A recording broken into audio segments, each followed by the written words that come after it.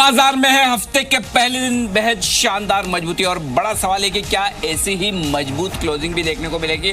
और जब मूड माहौल बदलता हुआ दिख रहा है तो कहां है आपके लिए बेहतरीन मौके, खास तौर से तब जब आज रात अमेरिकी बाजार हैं बंद और कोई खराब संकेत होने की संभावना नहीं के बराबर है। तो और तेजी कहां करनी है, लेंगे इस सवाल का जवाब। फाइनल ट्रेड में आप सबका स्वागत है। नमस्कार। मुंबई स्टूडियो से मैं हूं अनिल सिंघवी और दिल्ली स्टूडियो से मैं हूं डिम्पी कालरा। तो अनिल जी, तो खैर मानसून के बेहद करीब ही हैं। केरल में आज मानसून की पहली बारिश होगी, हम थोड़ा सा दूर हैं बिल्कुल, लेकिन हाँ अनिल जी, वो मौसम की सुगबुगाहट और वो जो बादलों की गड़गड़ाहट है ना, वो आपकी आवाज से धीरे धीरे हमको सुनाई दे रही है। और आप सुबह कह भी रहे थे कि मुंबई में बादल भी हैं। और आज तो खैर बाजार के अंदर मानसूनी जो मुनाफे का मानसून है वो तो शुरू हो गया। आज 700 का लेवल हमने पार कर लिया। बिल्कुल बिल्कुल डिम्पी। और कल शाम को जब मैं वानखेड़े में मैच देख रहा था तो उस समय भी एक बार तो लगा कि बादल ऊपर छाने लगे कि हालांकि वैसी संभावना नहीं थी कि मैच में कहीं कोई खलल पड़े, लेकिन फिर भी मूड माहौल तो मानसून को लेकर बनता हुआ नजर आ रहा है। मुंबई में थोड़ी गर्मी भी कम हुई है, लेकिन बाजार में जो गर्मी बढ़ रही है वो काबिले तारीफ है। देखिए, इस बाजार को ऊपर जाने के लिए कुछ नहीं, हल्के से पॉजिटिव ट्रिगर चाहिए। और जब पॉजिटिव ट्रिगर ये सारे एक साथ मिल जाए कि ट्रम्प साहब ने स्टेटमेंट ठीक कर लिए हैं, दूसरी तरफ आपके लिए मानसून वक्त पर आ रहा है, तीसरी तरफ कच्चे तेल में 6-7% अचानक से, वाह क्या बात है, इतनी गिरावट, तो फिर बाजार 10,700 पर रुके। ये तो ठीक नहीं है डिम्पी। तो एक्सपायरी का हफ्ता है, शॉर्ट्स दमदार हैं, माहौल बेहतरीन है, तो मुझे लगता है कुछ और तेजी की तैयारी कर लेनी चाहिए। बिल्कुल, तैयारी हम कर ही रहे हैं। और पहले आप फटाफट से बता देते हैं आज की पूरी रूपरेखा क्या है, फिर 5 बड़ी बातें, फिर मेहमान का सिलसिला हमारे साथ जुड़ जाएगा और उसके बाद फटाफट से BTST सौदे और कुछ अहम ट्रिगर्स जो नंबर से जुड़े हुए हैं वो भी आपके सामने रखेंगे। सबसे पहले तो ये होगा कि कल के इवेंट्स क्या होने वाले हैं, थोड़ी देर में आपके सामने वो आ जाएंगे। M&M, Coal India, power grid, BHEL के नतीजों का अनुमान भी 2:10 पे आपको मिल जाएगा। जैसे ही 2:20 होंगे तो कम्युनिटी मार्केट में कमाई के कहाँ मौके हैं ये जरा जानिएगा। कच्चा तेल 6% टूटा है 2 ही दिन के अंदर। और इसके अलावा 2:30 बजे से आपको सबसे पहले तो नीति आप समझिएगा निफ्टी और बैंक निफ्टी को लेकर, और उसके बाद 2:35 से दिग्गजों की BTST, नया अध्याय शेयर बाजार का BTST आपको मिलेगा। और इसका फायदा हर रोज आपको मिलता रहा है और आज भी मिलेगा। जल्दी से आज की 5 बड़ी बातें भी देख लेते हैं। दिन की ऊंचाई पर अभी इस समय निफ्टी इंट्राडे में 10,700 भी पार किया। कॉल में अच्छी खरीदारी है, 10,700 की कॉल आज 2 गुनी हो गई है। IT को छोड़ सभी सेक्टर इंडेक्स में आज बढ़त है। बैंक निफ्टी में भी ताजा खरीदारी, ओपन इंटरेस्ट करीब 3% का इजाफा। छोटे मझोले शेयरों में भी जो खरीदारी हमको देखने को मिल रही है वो आज भी जारी है। इसके अलावा अगर आप सेक्टोरियल या फिर बारीकी से इस बाजार को देखेंगे तो आपको एग्रो बेस्ड, ऑटो बेस्ड और कुछ हद तक ADAG से जुड़ी हुई जो कंपनी, अनिल अंबानी की जो कंपनीज हैं, आज उनमें वापस खरीदारी आती हुई दिखी है। तो यह बाजार का पूरी रूपरेखा आपके सामने है। इस मॉनसून के ट्रिगर के साथ ऑटो की कंपनीज भी थोड़ी दम भरती हुई दिख सकती है। अनिल जी बिल्कुल। और बाजार की बचे हुए 1.5 घंटे की रणनीति के लिए हमारे साथ एक्सपर्ट्स का दमदार पैनल है। और एक और जहां दिल्ली स्टूडियो में भारी भरकम पैनल है, देखिए कुणाल जी है, राकेश बंसल जी, और उनके साथ ऊपर से डिम्पी है, तो वजन वहां पर ज्यादा है। मेरे साथ खाली अकेले राजेश सातपुते साहब है। राजेश जी, तो आपको मेरे को जमकर फील्डिंग करनी है क्योंकि वहां पर मामला थोड़ा हेवी वेट ज्यादा है। वजन के हिसाब से राजेश जी मुकाबला कर लेंगे, लेकिन हमें क्वालिटी के हिसाब से भी बिल्कुल मुकाबला करना है। तो उम्मीद करते हैं कि दिल्ली और मुंबई का मुकाबला बड़ा इंटरेस्टिंग होगा। लेकिन फिलहाल और मैं तो हमेशा डिम्पी आपको बताइए कि मैं तो बायस रहता ही हूँ, जो मेरे पास में होता है उनके साथ पहले शुरुआत करता हूँ। बिल्कुल। तो शुरुआत फिर मैं राजेश जी के साथ ही करूंगा। राजेश जी, ये बताइए कि आज किस लेवल के ऊपर क्लोजिंग और निफ्टी की, तो आप ये कहेंगे कि अब ये बस 11,000 के पहले रुकेगा नहीं? मुझे लगता है अनिल जी आज के लिए ज़्यादा इंपॉर्टेंट रहेगा 10,710। मुझे लगता है अगर 10,710 के ऊपर क्लोजिंग मिलता है तो ये शॉर्ट करिंग रैली जो है आगे जाके बहुत ज़्यादा एक्सटेंड होगी। मे बी इमीडिएट 10,800 तक का पड़ाव यहाँ पे दिखता है, क्योंकि एक्सपायरी में जो कॉल राइटिंग हो रही है वो 10,800 पे सबसे ज़्यादा ओपन इंटरेस्ट है। तो मुझे लगता है कि जो अहम रेजिस्टेंस होगा वो 10,800 के आसपास होगा as far as the expiry is concern. At the same time 10,710 के ऊपर का क्लोज आज के लिए ज़्यादा इंपॉर्टेंट है। ओके, तो 10,710 के ऊपर की क्लोज चाहिए। थोड़े से आप लालची नहीं हो रहे हैं सर? 10,690, 10,700 क्या बुरा है? 10,700 के ऊपर ही चाहिए। हाँ जी, इनफैक्ट वो रिट्रेसमेंट है जहाँ पे हम लोगों ने शुरुआत की थी जब बाजार गिरा था, तो वहां से वो रिट्रेसमेंट लेवल हम लोग कैलकुलेट कर रहे थे कि कहाँ तक जाएगा। और वही लेवल बैंक निफ्टी पे क्या है? Yes, just a second. देखिए, मुझे लगता है बैंक निफ्टी इन पर्टिकुलर यहाँ पे, यस, वो तो मिल गया होगा। बैंक निफ्टी में तो बहुत मजबूती है सर, बैंक निफ्टी तो ज्यादा मजबूत दिख रहा है। देखिए अनिल जी, मुझे लगता है बैंक निफ्टी का ट्रेंड वैसे भी पॉजिटिव है। अगर आप देखो तो मुझे लगता है बैंक निफ्टी ज्यादा हेल्प करेगा, और यहाँ पे जो इमीडिएट रेजिस्टेंस है वो 26,800 के आसपास आता है। बिल्कुल, तो 26,800 तक बैंक निफ्टी जाने की संभावना है। देखिए डिम्पी, हमारे यहाँ तो क्लियर है कि थोड़ी सी और ऊपर 20 एक पॉइंट का जोर लगाना है। मैं भी डेटा तैयार कर रहा हूँ कि ताकि हम 2:30 बजे जब बात करेंगे तो क्या हम 10,710 के ऊपर की क्लोजिंग दे सकते हैं। लेकिन तब तक आप जरा मूड चेक करिए। कुणाल जी का और बंसल जी का दोनों बड़े स्माइल करते हुए दिख रहे हैं। ठीक है, तो एक काम करते हैं, पहले वैसे मैं इवेंट्स लेने वाला था, लेकिन इवेंट से पहले एक बार आप बिल्कुल सही कह रहे हैं कि एक बार पहले इंडेक्स का जरा चेक ले लेते हैं। कुणाल जी, आपको ठीक दिख रहा है मार्केट आज 700 के ऊपर की क्लोजिंग पक्की? देखिए, पूरी संभावना है डिपी, और चार्ट बहुत दमदार है। मुझे 700 की क्लोजिंग की कोई खास चिंता नहीं है। मुझे लगता है कि अगर मौजूदा स्तरों के आसपास भी बंद हो तो भी कोई बड़ी परेशानी नहीं है। निफ्टी में मुझे लगता है जो तेजी बनी है और जो गैप अप ओपनिंग आज हमने देखी, ये बहुत स्ट्रॉन्ग फुटिंग पर निफ्टी है। जो रेजिस्टेंस मुझे दिखता है वो 10,750 10,775 के बैंड में है। तो मुझे लगता है अभी भी यहाँ पर 75 से 100 अंकों की तेजी की गुंजाइश और दिखती है, और वो मुझे लगता है आपको कल तक देखने को मिलेगी। तो मेरी राय में खरीदने में कोई परेशानी नहीं है। ठीक है, तो अनिल जी, आपके यहाँ पे तेजी, हमारे यहाँ पे तेजी, तो दिल्ली बॉम्बे एक चीज के लिए बिल्कुल तय है, दोनों में इंडेक्स में लेके कोई गिला शिकवा नहीं है, दोनों यहाँ पे तेजी है। चलिए अब कुछ इवेंट्स देख लेते हैं। मेरे साथ पूरी टीम जुड़ चुकी है। मानसी हमको ये बताने वाली कल के इवेंट्स क्या हैं, अंचल हमको ये बता रहे हैं M&M के और कोल इंडिया के नतीजे कैसे रहेंगे, और पूजा हमको ये बताएंगे कि दोनों पावर से जुड़ी हुई कंपनी, एक इक्विपमेंट बनाती है BHEL और एक ग्रिड का बिजनेस देती है पावर ग्रिड, इन दोनों के नंबर्स कैसे हैं। तो पहले मानसी आपसे शुरू करते हैं, जरा कल के इवेंट्स बताइए। जी बिल्कुल डिम्पी, तो आज से अगर मैं शुरुआत करूं तो बिनानी सीमेंट को खरीदने के लिए अल्ट्राटेक की जो रिवाइज्ड बिड है उस पर बिनानी सीमेंट के क्रेडिटर्स की आज बैठक होने वाली है। आपको बता दें कि बिनानी सीमेंट को खरीदने की होड़ में अल्ट्राटेक सीमेंट और दालमिया भारत जैसी कंपनियां हैं, और दालमिया भारत के हाईएस्ट बिड के बाद अल्ट्राटेक सीमेंट ने अपनी बिड जो है वो रिवाइज की है 7,840 करोड़ पर, और इसी बिड को मंजूर किया जाना चाहिए या नहीं, इस पर आज बिनानी सीमेंट के क्रेडिटर्स की बैठक होने वाली है। इसके अलावा कल की अगर हम बात करें तो IMD ने अनुमान लगाया है कि मॉनसून केरल कल पहुंचने का अनुमान है, और इसी पर निजी कंपनी स्काईमेट का अनुमान है कि मॉनसून जो है वो केरल में आज यानी कि 28 मई को पहुंच जाएगा, जबकि IMD ने इस पर कोई पुष्टि नहीं की है।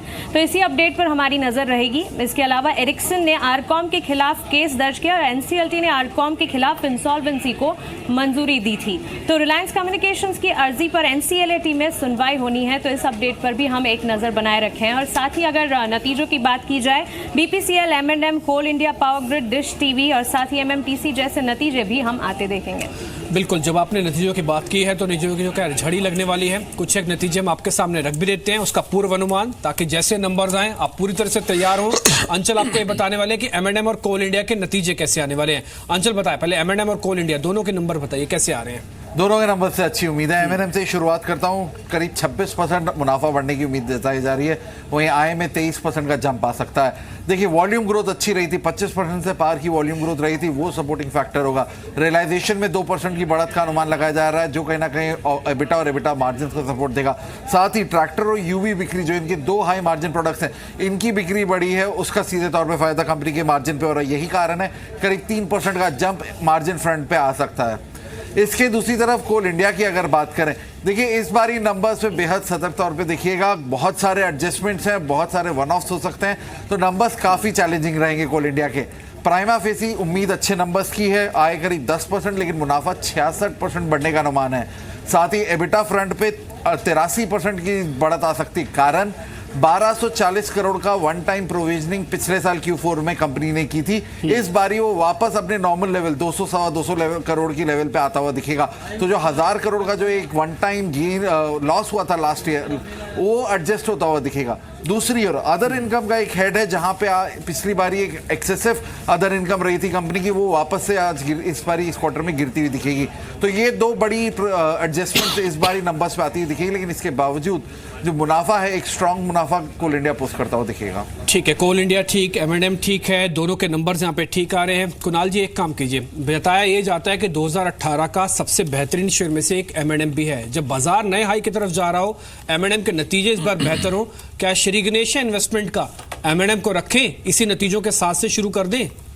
देखिए टिप्पी, अगर आप लॉन्ग टर्म चार्ट्स देखें तो चार्ट्स काफ़ी स्ट्रॉन्ग हैं और ये इसमें कोई दो राय नहीं है। मुझे लगता है कि देखिए ओवरऑल M&M में जो मोमेंटम है उसकी कमी है। कुछ समय के लिए स्टॉक एक रेंज में कंसोलिडेट कर सकता है। रेंज 870 से लेकर 825 की रेंज है, तो मुझे लगता है कि यहाँ पर दो चीज़ें कर सकते हैं, या तो 875 के ऊपर ब्रेकआउट आए तो खरीदें, या 825 तक ये और फिसल जाए नीचे तब खरीदें। तो इन स्तरों पर मुझे लगता है एक बार रिजल्ट को आ जाने दीजिए, उसके बाद फिर कॉल लेंगे। ठीक है, एक बार पहले नंबर आ जाए, उसके बाद एक बार M&M पे कॉल लेंगे। लेकिन अभी तक नंबर तो ऐसे दिख ही रहे हैं कि वो बिल्कुल ठीक आ रहे हैं। अनुमान आपके सामने लगातार स्क्रीन पर आता रहेगा। क्या पूजा इस बीच मेरे साथ जुड़ चुके हैं? पूजा से हम ये जानते हैं कि पावर ग्रिड और BHEL मुश्किल में फंसी हुई कंपनी, दोनों के नंबर कैसे आ रहे हैं? पूजा बताएं, कुछ एक्स्ट्राऑर्डिनरी है दोनों में?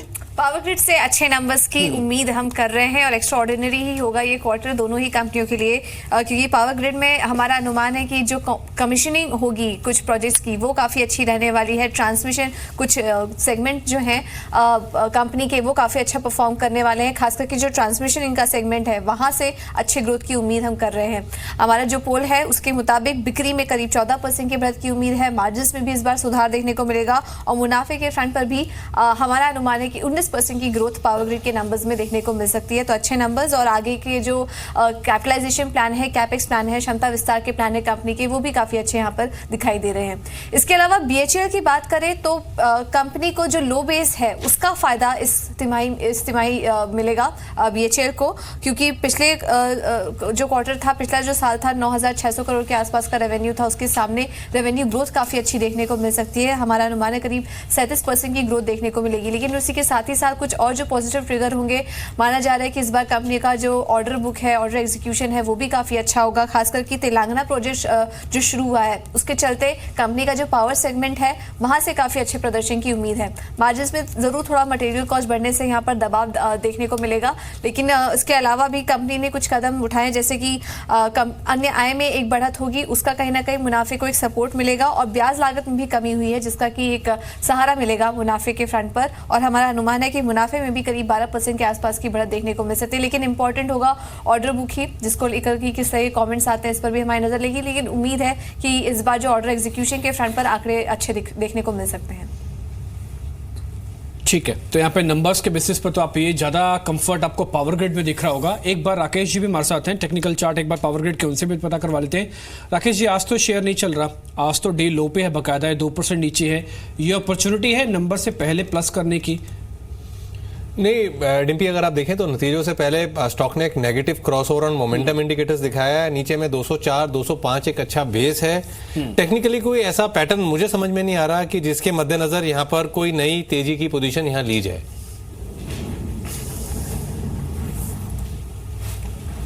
ओके, तो यहाँ पर ज़्यादा कोई तेजी का इरादा रखते नहीं, लेकिन कोल इंडिया एक और स्टॉक है जहाँ पर मजबूती दिखी है पिछले हफ्ते, और यहाँ नतीजों के पहले किस तरह का रुझान बन सकता है ये जानने की कोशिश करते हैं। कुणाल जी, देखिए इसके चार्ट्स, क्या कोल इंडिया में नतीजों के पहले कोई खरीदारी का मौका है? देखिए मुझे लगता है कि एक उछाल आ चुका है अनिल जी, और ये उछाल इसको 295 तक ले जा सकता है। तो बहुत बड़ी जगह नहीं दिखती है मुझे, 10 रुपए का मूवमेंट जरूर इसमें आ सकता है। 295 मेरी राय में एक स्टिफ रेजिस्टेंस होगा और शायद उसके ऊपर ये काउंटर तुरंत ना जाए। तो मेरी राय में अगर जिनके पास पोजीशन है 280 का एक स्टॉप लॉस रखें, 295 का टारगेट आने पर एक बार के लिए इस काउंटर से निकल जाना चाहिए। लेकिन नो डाउट आज का जो दिन है वो तो फार्मा कंपनीज का दिन है और ऑयल से जुड़ी हुई कंपनीज जिनके जो फायदे वाली है, जैसे एविएशन, इनका दिन है। ये सन फार्मा काफ़ी अच्छा चला है। मेरे को मुंबई के गेस्ट से पूछना होगा, राजेश नतपुते से। राजेश जी, सन फार्मा में तो आपकी बहुत अच्छी पकड़ है, ये वापस 500 का हो गया। अभी क्या किया जाए सन फार्मा में? ये जब 500 के नीचे अच्छा ही है ना, अब इसमें कोई चिंता तो दिखती नहीं है। अभी नंबर अच्छे आए, देखिए 7% ऊपर हो गया। नहीं डिम्पी, इनफैक्ट मुझे याद है हमारी बात हुई थी 450 के आसपास, जहाँ पे मैंने यही कहा था कि ये डबल बॉटम फॉर्मेशन है। 440, 450 के नीचे इमीडिएट जाना पॉसिबल नहीं था, और यहाँ पे जो इमीडिएट रेजिस्टेंस है वो करीबन 505 के आसपास है। ओपन इंटरेस्ट भी डाउन है, यहाँ पे प्राइस अप है, तो मुझे लगता है शॉर्ट कवरिंग तो है इसमें, but at the same time ये भी देखना पड़ेगा इमीडिएट रेजिस्टेंस कहाँ है। तो मुझे लगता है इसका रेजिस्टेंस करीबन 504, 505 के आसपास दिखता है, जो कि टू बी वेरी प्रिसाइज अगर हम सोचे तो। लेकिन मोटा मोटी मुझे लगता है ये जो रैली है, शॉर्ट कवरिंग रैली, ये आगे चल के 525 तक जाएगी, 524, 525 जो इसका 200 DML लेवल है। मुझे लगता है ये रैली कब वहां तक तो डेफिनेटली जाएगी। ओके, तो ये है आपके लिए सन फार्मा पर आए। लेकिन इस बीच वेस्टकोन इंजीनियरिंग ये एक और स्टॉक है जिसके राजेश जी चार्ट तैयार रखिए आप, क्योंकि मैं आपके पास आने वाला हूँ। यहाँ पर नतीजे आते हुए दिख रहे हैं और ऑपरेटिंग लेवल पर इन्होंने लॉस कम किया है। 3.25 करोड़ का लॉस आया है, जो कि 10 करोड़ से घटा है। यानी कि घाटा पहले भी था ऑपरेटिंग लेवल पर, अब भी है, लेकिन घाटा सिर्फ 25% रह गया। 10 करोड़ के सामने 2.5-3 करोड़ का घाटा है। मुनाफा आया है 6 करोड़ का, 2.5 करोड़ के मुनाफे के सामने। आज 64 करोड़ से बढ़कर 106 करोड़ पहुंचे। माय गॉड, स्टॉक तो दौड़ लगा रहा है, 8% ऊपर है। हाँ अनिल जी, इनफैक्ट यहाँ पे बेस फॉर्मेशन बहुत अच्छा हुआ है। 31-32 के आसपास का इसका बेस दिख रहा है और करीबन यहाँ पे कंसोलिडेशन है, लगभग 2 महीने का कंसोलिडेशन। और कंसोलिडेशन के बाद यहाँ पे पोस्ट रिजल्ट मुझे यहाँ पे लगता है कि मोमेंटम है, और ये मोमेंटम मुझे लगता है आगे जाके जारी रहेगा। At present it is at 35 rupees, तो मुझे लगता है लगभग 39.40 का टारगेट, जो शॉर्ट टर्म टारगेट है, वो मुझे लगता है कि जहन में रखना पड़ेगा। स्टॉप लॉस जो मेंटेन करना है वो करना पड़ेगा 33.50 का। अनिल जी, इसका जो बीटा लॉस था ना, उसमें भी कमी आई है। जो आप बता रहे हैं इसमें 9 करोड़ से ये 2 करोड़ है, या बीटा लॉस आ गया है जो कि कम हुआ है। इसलिए नो डाउट ये कंपनी और अच्छा चल जाए तो कोई हैरानी नहीं होगी। 9-9.5% ऊपर है और राजेश जी भी अपनी राय दे रहे हैं। लेकिन बात कर रहे हैं आज के सबसे तेज मोमेंटम वाले शेयर्स की, उसमें एक जस्ट डायल और एक शेयर है। 17% ये शेयर आज ऊपर आके कामकाज कर रहा है। राकेश, इस पर आपकी रिकमेंडेशन 597, 600 का होगा वापस जस्ट डायल। देखिए डिम्पी, इसने ऑलरेडी ब्रेकआउट दिखाया था फ्राइडे के सेशन में, और ब्रेकआउट के बाद ब्रेकआउट के लेवल्स थे 485 के, और उसके बाद से एक अच्छी खासी रैली यहाँ पे ऑलरेडी देखने को मिल चुकी है। ऊपर में 550 के लेवल्स को भी इसने तोड़ा है। टेक्निकली तो डिम्पी एक बाय मोड पर है, बट मौजूदा स्तरों पे नई खरीदारी की राय नहीं दूंगा। ओके, फ्रेश खरीदारी करने की हिम्मत किसकी है जस्ट डायल में? बड़ा मुश्किल सवाल है। आप कर लेते हैं हिम्मत राजेश जी, खरीदने बेचने की, या अच्छा खरीदने बेचने की ना भी करो, एडवाइस देने की हिम्मत कर लेते हो? क्यों नहीं अनिल जी? अच्छा, एडवाइस देने में थोड़ी पैसे लग रहे हैं। That is the whole point. नहीं, लेकिन वाकई में कुछ स्टॉक्स में तो आपके मतलब जितने भी आपने पढ़ाई की है जिंदगी भर में, उसका सारा इम्तिहान एक ही स्टॉक ले लेता होगा। स्टॉक ले लेता है। इनफैक्ट अनिल जी, अभी आप ही सोचो, जस्ट डायल जैसा काउंटर जो ऑलरेडी 18-20% ऊपर है, तो वहां पे ऑब्वियसली थोड़ा हाथ तो अटकेगा, क्योंकि फ्राइडे के दिन इसको BTST किया था। राकेश जी ने जो बताया, दैट इज द रीजन कि जहाँ पे टेक्निकल ब्रेकआउट था, तो ये एक्सपेक्टेड था कि यहाँ पे एक शॉर्ट कवरिंग रैली आएगी, लेकिन ये हमने भी नहीं सोचा था। इनफैक्ट किसी ने नहीं सोचा था कि एक ही दिन में 20% बढ़ेगा। तो 20% बढ़ने के बाद तो ऑब्वियसली एज ए ट्रेडर कहीं ना कहीं ये सोच में आता है कि क्यों इतना रिस्क ले, क्यों बाकी भी बहुत सारे काउंटर हैं कि जहाँ पे ब्रेकआउट्स मिल रहे हैं, तो वहां पे क्यों ना हमारी पूंजी लगा है। इसमें कोई दो राय नहीं। आज बैंकिंग के शेयर्स भी काफ़ी तेज हैं। अच्छा नील जी, एक चीज़ मैं आपसे 2:30 बजे रणनीति तो जानूंगा, लेकिन बैंक निफ्टी के पैटर्न को देख के कहीं ऐसे आपको लग रहा है कि बैंकिंग शेयर्स में टूट नहीं आएगी, ये मुनाफा वसूली के चपेट में नहीं आने वाले हैं? ऐसा माना जाए कम से कम बैंकिंग स्टॉक्स को? देखिए, आनी होती ना डिम्पी, तो उसके लिए लेवल जो सबसे सही था वो था 26,500 का। ओके, ठीक है ना। वहीं पर आप देखो वक्त बिताया सुबह सुबह, आप देखिए ना, लगभग 12 बजे 12:30 बजे तक 26,500 के आसपास ट्रेड करता रहा, राइट। और 26,500 के ऊपर निकलने के बाद अब है ना वो भले ठीक है, वो राजेश जी और बंसल जी की भाषा में ब्लू स्काई जोन तो नहीं है, लेकिन मतलब खुला मैदान है, हम जिसको कह सकते हैं। और उसमें अनिल जी आपने ये भी नोटिस किया होगा कि जहाँ पे बैंक निफ्टी 26,500 का कॉल सबसे ज्यादा एक्टिव था, तो 26,500 के ऊपर जाएगा तो ऑब्वियसली कहीं ना कहीं तो अनवाइंडिंग होगी। तो मुझे लगता है कि वो एक रीजन होगा एक्सपायरी के पहले कि जहाँ इसके लिए मुझे लगता है कि बैंक निफ्टी को पुश मिलेगा। और जो आप सोच रहे कि 27,000, इट्स क्वाइट पॉसिबल। मैंने कब सोचा 27,000? आपने बोला था ना, मेरा टारगेट 27,500 का है। 27,500, ओके, पॉसिबल है। पॉसिबल है। एक्चुअली वैसे मैंने 27,000 भी नहीं सोचा था, लेकिन मैंने कहा जब आप इतने बुलिश हो रहे हो तो मैं अपना टारगेट क्यों ना बढ़ा लूं। तो चलिए 27,500 टारगेट बढ़िया है, जितने बड़े हो उतने बेहतर है। और मोमेंटम है तो क्यों मोमेंटम के आगे जाए। एब्सोल्युटली। खैर, इस बीच लगातार नंबर आ रहे हैं। GNA एक्सेल के नंबर आ चुके हैं और मुनाफा 6 से सीधा 16 करोड़ हो गया, यानी कि 2 गुने से ज्यादा। और इसकी आय भी डबल हुई है, 126 करोड़ से 205 करोड़। ये एक शेयर भी उसी तरह से चल रहा है जैसे वेस्टकोन इंजीनियरिंग अभी चला, ये शेयर भी 8% ऊपर है। कुणाल जी जरा इसके चार्ट देखेंगे। GNA ये ऑटो एंसिलरी है, भाई ऑटो के सेल्स के नंबर भी आने, एक्सपोर्ट भी इनका अच्छा है। देखिए बहुत ही दमदार ब्रेकआउट है। 1 लाख से ज़्यादा शेयर पिछले 5 मिनटों में ट्रेड हुए हैं डिम्पी एनएससी पर, और मुझे लगता है कि जो स्ट्रक्चर है बहुत ही स्ट्रांग है। तो मुझे लगता है यहाँ पर 550 तक के लेवल्स आपको आज या कल में आते हुए दिखेंगे। तो डेफिनेटली जिनके पास है उनको तो होल्ड करना चाहिए। अगर आप एक ट्रेडिंग के लिए खरीद रहे हैं तो मुझे लगता है खरीदने में भी हर्ज नहीं है। इसमें 550 के लेवल्स आपको आज या कल में ही आते हुए दिखाई देंगे। इस बीच मार्केट में अगर और कहीं मोमेंटम दमदार होती दिख रही है 8% पर। जी डिम्पी, एक और नतीजा आ रहा है लवेबल। यहाँ पर घाटा बड़ा है, घाटा 4 करोड़ से बढ़कर 14 करोड़। क्या बात है, ये तो पहली कंपनी है ऐसा जो घाटा बढ़ा रही है इस फील्ड में। तो बाकी सारी कंपनियों की तो परफॉर्मेंस बड़ी दमदार है, पैसे बन रहे हैं, लेकिन इनके पैसे क्यों नहीं बन रहे भाई? 4 करोड़ से घाटा बढ़कर लवेबल के चार्ट तैयार करिए जरा राजेश जी, मैं आपके पास आ रहा हूँ। 36 करोड़ से आई भी घटी है 28 करोड़। ये तो रिजल्ट अच्छे नहीं है, इस तरह के माहौल में तो रिजल्ट खराब कहे जाएंगे। देखिए स्टॉक भी टूटता हुआ दिख रहा है, जोर से जा रहा है। ये तो 15 रुपए निकल गया। बताइए क्या करना है, फटाफट बताइए। अनिल जी देखिए, मुझे लगता है कि यहाँ पे ये एक नीजर रिएक्शन है। अगर यहाँ पे वीकली चार्ट देखो तो यहाँ पे करीबन 150 के आसपास इसका बॉटम बन चुका है। कैंडल स्टिक फॉर्मेशन पे तो अर्ली इंडिकेशन है, और टेक्निकली आप इसको देखो तो कम्प्लीटली ओवरसोल्ड है। तो मुझे लगता है नीजर रिएक्शन के बाद इसमें ज़्यादा यानी 149-150 से ज़्यादा मुझे मंदी नहीं दिखती है। और इनफैक्ट मुझे लगता है कि यहाँ पे अगर पोजीशन है तो बने रहे, आप स्टॉप लॉस लेके मेंटेन करें, 145 का एक स्टॉप लॉस रखें और होल्ड रखें, फ्रेश लॉन्ग ना करें। मुझे लगता है ये नीजर रिएक्शन एक बार 149 से नीचे नहीं जाएगा, आप ये कह रहे हैं? Yes sir. तो चलिए, हमारे जो रिजल्ट वाले सबसे महाधुरंधर एक्सपर्ट हैं वो है कुणाल जी, जो रिजल्ट देखते ही रिजल्ट के तुरंत बाद वाला चार्ट बता दें। कुणाल जी आप बताइए लवेबल। देखिए मुझे कुछ कमजोरी दिखती है अनिल जी। मुझे लगता है कि थोड़ा और नीचे के लेवल्स इसमें आ सकते हैं, तो मैं इसमें खरीदने की राय नहीं दूंगा। मुझे लगता है कि और नीचे के लेवल्स देख सकते हैं। एक बार के लिए 152-150 के लेवल्स भी आ सकते हैं, तो मेरी राय में फिलहाल इन स्तरों पर अवॉइड करना चाहिए। लेकिन 150 के नीचे जाने के कितने चांसेस हैं? देखिए कम चांस है। 150 काफी मजबूत सपोर्ट है, लेकिन 150 तक ये डेफिनेटली जा सकता है, 152 तक। मेरी राय में 152 वो लेवल है जिसको वॉच करना चाहिए। 152 के नीचे गया तो फिर तो बड़ी गिरावट आएगी, लेकिन 152 के नीचे शायद ये ना जाए। खरीदने की राय नहीं इन स्तरों पर। ठीक है। हालांकि जब जरा हौजरी के नंबर्स हम अनिल जी देख पा रहे थे तब ये उम्मीद थी, एक रिपोर्ट के जरिए ये भी था कि शायद ये कंपनी प्रॉफिट में आ जाएगी, लेकिन आई नहीं। इस वजह से आप ये देख पा रहे हैं कि तेज गिरावट इस शेयर के अंदर भी देखने को मिल रही है। 10% ये शेयर इस समय दिन के निचले स्तर पर। लेकिन 152 एक इंपॉर्टेंट पड़ाव, राजेश जी कह रहे हैं 150 एक इंपॉर्टेंट पड़ाव है। ओके, और इस बीच एक और स्टॉक जहां पर मैं राय लेना चाहता हूं वो है फोर्टिस हेल्थ केयर। और बंसल जी अपनी वो वाली राय दीजिए, चार्ट वाली नहीं, टेक्नो फंडा वाली, जिसमें आपका टेक्निकल भी आ जाए, आपके फंडामेंटल भी आ जाए, और तीसरी एक और जो होती है बाजार की खबर वाली, उसको भी मिला लीजिए साथ में। इन सबको मिला के बताइए फोर्टिस में करना क्या है, क्योंकि ये बर्मन और मुंजाल साहब ये कह रहे हैं कि हमें कोई दिक्कत नहीं है, आपको बोलियां वापस खोलनी तो खोल दो, जरूरत होगी तो हम भी इसके लिए बोली बढ़ाएंगे। तो अभी इस शेयर में क्या करना है, क्या खरीदना चाहिए 146-47 में?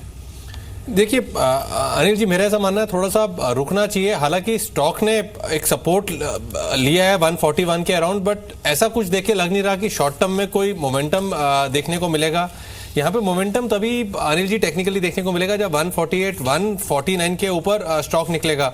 अगर टेक्नो फंडामेंटल सब मिक्स करें तो फिर यहाँ पर नीचे में अगर 143, 144 के अराउंड स्टॉक मिलता है तब बाय करना चाहिए। 140 के नीचे का स्टॉप लॉस लगाना चाहिए।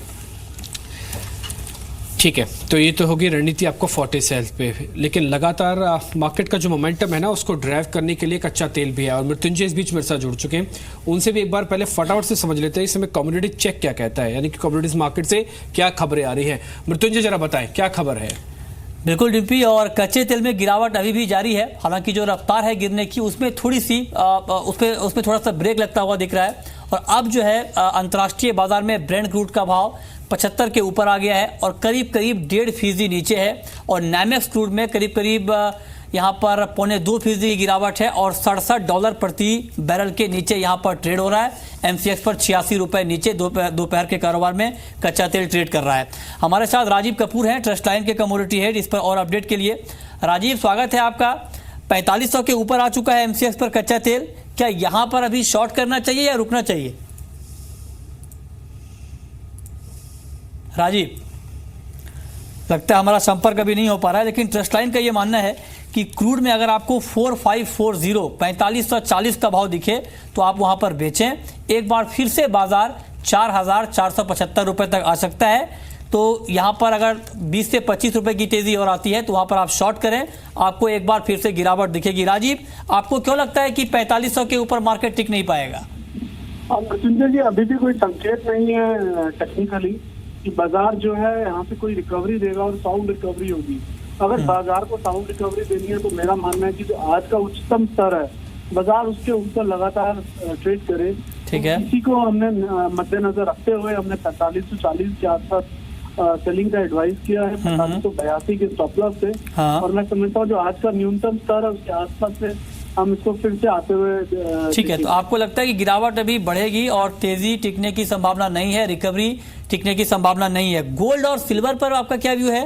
क्योंकि आज यहां पर भी गिरावट का माहौल है, रुपया मजबूत हुआ है, अंतर्राष्ट्रीय बाजार से कमजोर संकेत मिल रहे हैं, दोनों फैक्टर प्राइस के लिहाज से निगेटिव हैं। गोल्ड में और सिल्वर में अभी गिरावट और बढ़ सकती है। देखिए, गोल्ड और सिल्वर में क्रूड की गिरावट का भी असर है। क्रूड में इन्फ्लेशन, क्रूड बढ़ता है तो इन्फ्लेशन बढ़ती है और उसका फायदा गोल्ड सिल्वर को होता है। हाँ। और साथ साथ हमारा रुपया जो मजबूत हुआ है क्रूड के गिरने के कारण, उसका भी असर गोल्ड सिल्वर की गिरावट पर हो रहा है।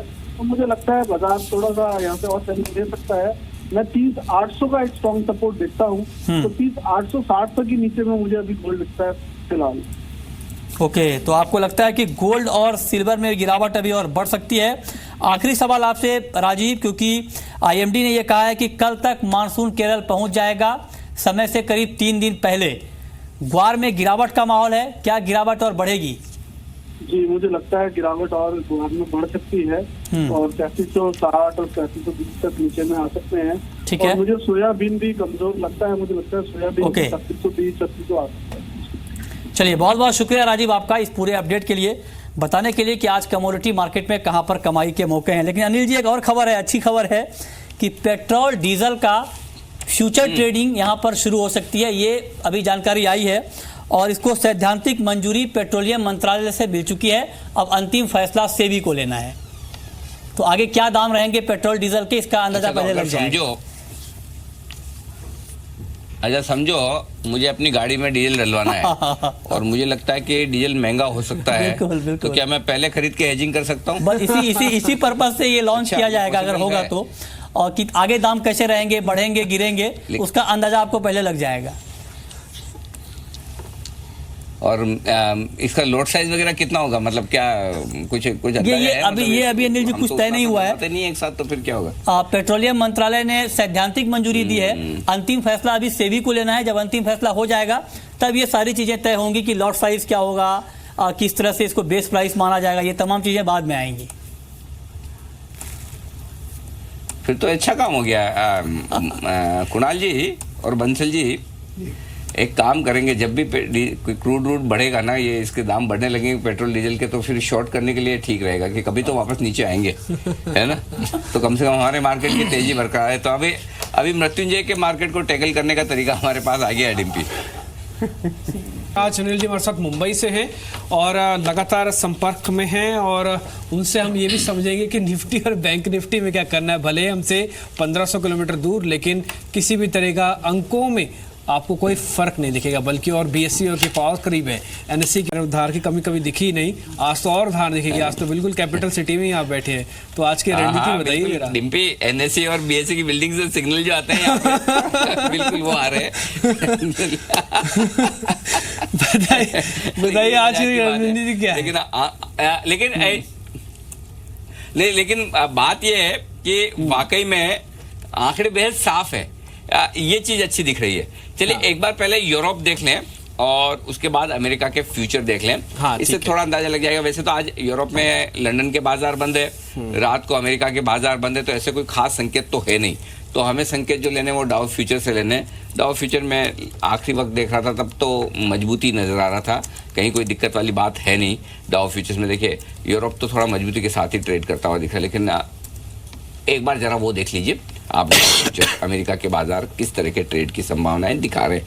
ये आपके सामने 82 अंकों की मजबूती। आइए अब अपन बात करते हैं निफ्टी की। 10,700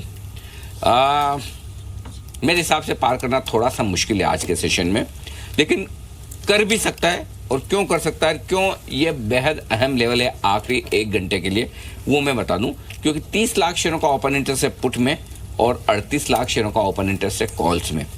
10 लाख शेयर आज जुड़े हैं पुट में और 4 लाख शेयर जुड़े हैं आज कॉल में। तो उसी स्ट्राइक प्राइस के आसपास है, दोनों जगह लगभग बराबरी का मामला है, दोनों जगह ओपन इंटरेस्ट बना है। इसका मतलब क्लियर कट है कि तेजी और मंदी करने वाले दोनों ही तरह के ट्रेडर्स ये मान रहे हैं कि ये बड़ा लेवल है जिसको तेजी करने वाले सोचे हम पार कर लेंगे, मंदी करने वाले सोचे कि हम इसे आसानी से पार जाने नहीं देंगे। ये बेहद इंटरेस्टिंग है। तो अब इनमें भारी कौन पड़ेगा, ये बड़ा सवाल है। मेरा मानना ये है डिम्पी, इसको ट्रेड करने का सिंपल तरीका ये कि आप 10,700 के ऊपर निकलकर टिकता नहीं है तो आप शॉर्ट मत करिए, ऐसे के ऐसे रहने दीजिए, छोड़ दीजिए, ट्रेड ही मत करिए, कुछ मत करिए, शांति से बैठिए, नीचे आएगा तो खरीदेंगे। लेकिन अगर फ्रेश ट्रेड लेना है तो 10,705, 10,710, अच्छा 10,710 ही रख लें, जो राजेश जी भी कह रहे थे, तो बढ़िया है, पास में होने का ये फायदा हुआ, इनसे लेवल मिल गया। तो 10,710 के आसपास इसके ऊपर 5-7 मिनट टिक जाए तो फिर तुरंत निफ्टी में खरीदारी कर लीजिए। 25 से 50 पॉइंट आज के आज ही आपको मिल जाएंगे। 10,725 से 10,750 आज ही मिल सकते, तो थोड़ी देर इंतजार करें 10,700 के पार निकल के टिकने का। अदरवाइज इस वक्त निफ्टी पे कोई ट्रेड नहीं है। ठीक है, तो अभी तो 710 तक तो कोई नो ट्रेड जोन हो गया, इसलिए अभी कोई सौदा नहीं बना। अच्छा, बैंक निफ्टी में कन्विक्शन क्या कहती है, वहां पे ज्यादा कंफर्ट है, वहां पे कोई सौदा बन सकता है? मेरे को मान लीजिए 50 से 60 पॉइंट कमाने हैं अभी बैंक निफ्टी के अंदर। अच्छा, एक चीज और बता दूं डिम्पी, मैं बैंक निफ्टी पे बात करूं उससे पहले जो ट्रेड नहीं बनता है वो ट्रेड सिर्फ आज के लिए बोल रहा हूं। ओके, अगर आपको पोजिशनली कल के लिए करना है तो फिर अब भी निफ्टी पर बाय ट्रेड है, इसमें कोई डाउट नहीं है। ओके, ठीक है, अभी भी आप कल के लिए लेके जा सकते हैं। लेकिन ये जो मैं कह रहा हूं कि 20-25 पॉइंट आपको आज ही 1 घंटे में बनाने, तो वैसा ट्रेड क्लियर कट मुझे अभी नहीं दिख रहा। 10,700 के पार टिकने पर शायद दिखेगा। अब बैंक निफ्टी पे आपको 50 पॉइंट कमाने हैं, कमा सकते हैं, कोई बड़ी बात नहीं है। बैंक निफ्टी 25,500, माफ कीजिएगा, सॉरी 26,000, ये तो एक 3 दिन में 1000 पॉइंट ऐसे बढ़ जाता है ना, वो आंकड़े पुराना याद रहता है। पहले 26,000 से 25,000 की तरफ गए तो बड़ी मुश्किल से 26,000 छूटा, अब वो 25,000 याद आने लगा तो वापस 26,000 पे आ गए, तो फिर से वही 26,000 वाला आंकड़ा याद करना है। 26,500 इसके नीचे नहीं जाएंगे। ओके, ये बात पक्की है। अब आपको जब पता है कि आपकी रिस्क 150 पॉइंट की है नीचे की तरफ, तो फिर आपको टेंशन क्या है, खरीदना है। अगर आपको 50 पॉइंट कमाने हैं अभी खरीद लीजिए। अगर 26,600 आज मिले और खरीद लीजिए, तो आपको 2 जगह खरीदारी करनी है 26,700 के टारगेट के लिए, और आराम से आप 25,500 का स्टॉप लॉस लगा लीजिए। 25,500 का स्टॉप लॉस से नहीं टूटेगा, चिंता मत कीजिए, ना आज टूटेगा और संभावना है कि कल भी नहीं टूटेगा। तो आप आधा बैंक निफ्टी अभी खरीद लिए, 50 पॉइंट नीचे मिले तो और खरीद लीजिए, और आपका 26,700 में बिकने की पूरी संभावना बनती है। तो क्लियर कट ट्रेड है बैंक निफ्टी में खरीदारी करने का। जो कंफर्ट है, जो कॉन्फिडेंस है, बैंक निफ्टी में ज्यादा है। बेस्ट तो ये अगर 26,600 के आसपास मिले तो क्या कहने, वो बेहतरीन जगह होगी खरीदारी करने के लिए, और नहीं तो फिर अभी भी ले सकते हैं, कोई दिक्कत की बात नहीं है डिम्पी। ठीक है, तो ये तो होगी आपकी नीति निफ्टी पर और बैंक निफ्टी पर। लेकिन एक और चीज आपके सामने रखने वाले हुए F&O बैन लिस्ट में जाने वाले शेयर, ये तो हर कोई आपको बता देगा, बहुत आसान है देखना, NSE की वेबसाइट में दिख जाएगा कि ये शेयर बैन में है। लेकिन जो जा सकते हैं, ये टेलीविजन इतिहास में पहली बार आपको मिलेगा किसी बिजनेस चैनल पे कि जिससे जाने की प्रोबेबिलिटी वो सबसे ज्यादा है, वो आपके सामने होगी। ये पक्की रिसर्च पे थोड़ी देर में हम आपके सामने वो सारे शेयर लेके आने वाले हैं जो बैन में जा सकते हैं। इसलिए पोजीशन लेते समय, बेचते समय उसका पूरा ख्याल रखेगा। थोड़ी देर में हम आपके सामने वो भी उतारेंगे। खैर, लेकिन आज का दिन ये काफी बेहतर है। एक बार पावर फाइनेंस कॉर्पोरेशन और REC, इन दोनों के चार्ट भी समझने होंगे। आशीष कुकरेजा भी इस बीच मेरे साथ जुड़ चुके हैं। आशीष जी, शुक्रिया समय देने के लिए। ये PFC और REC के अंदर क्या करना है अभी?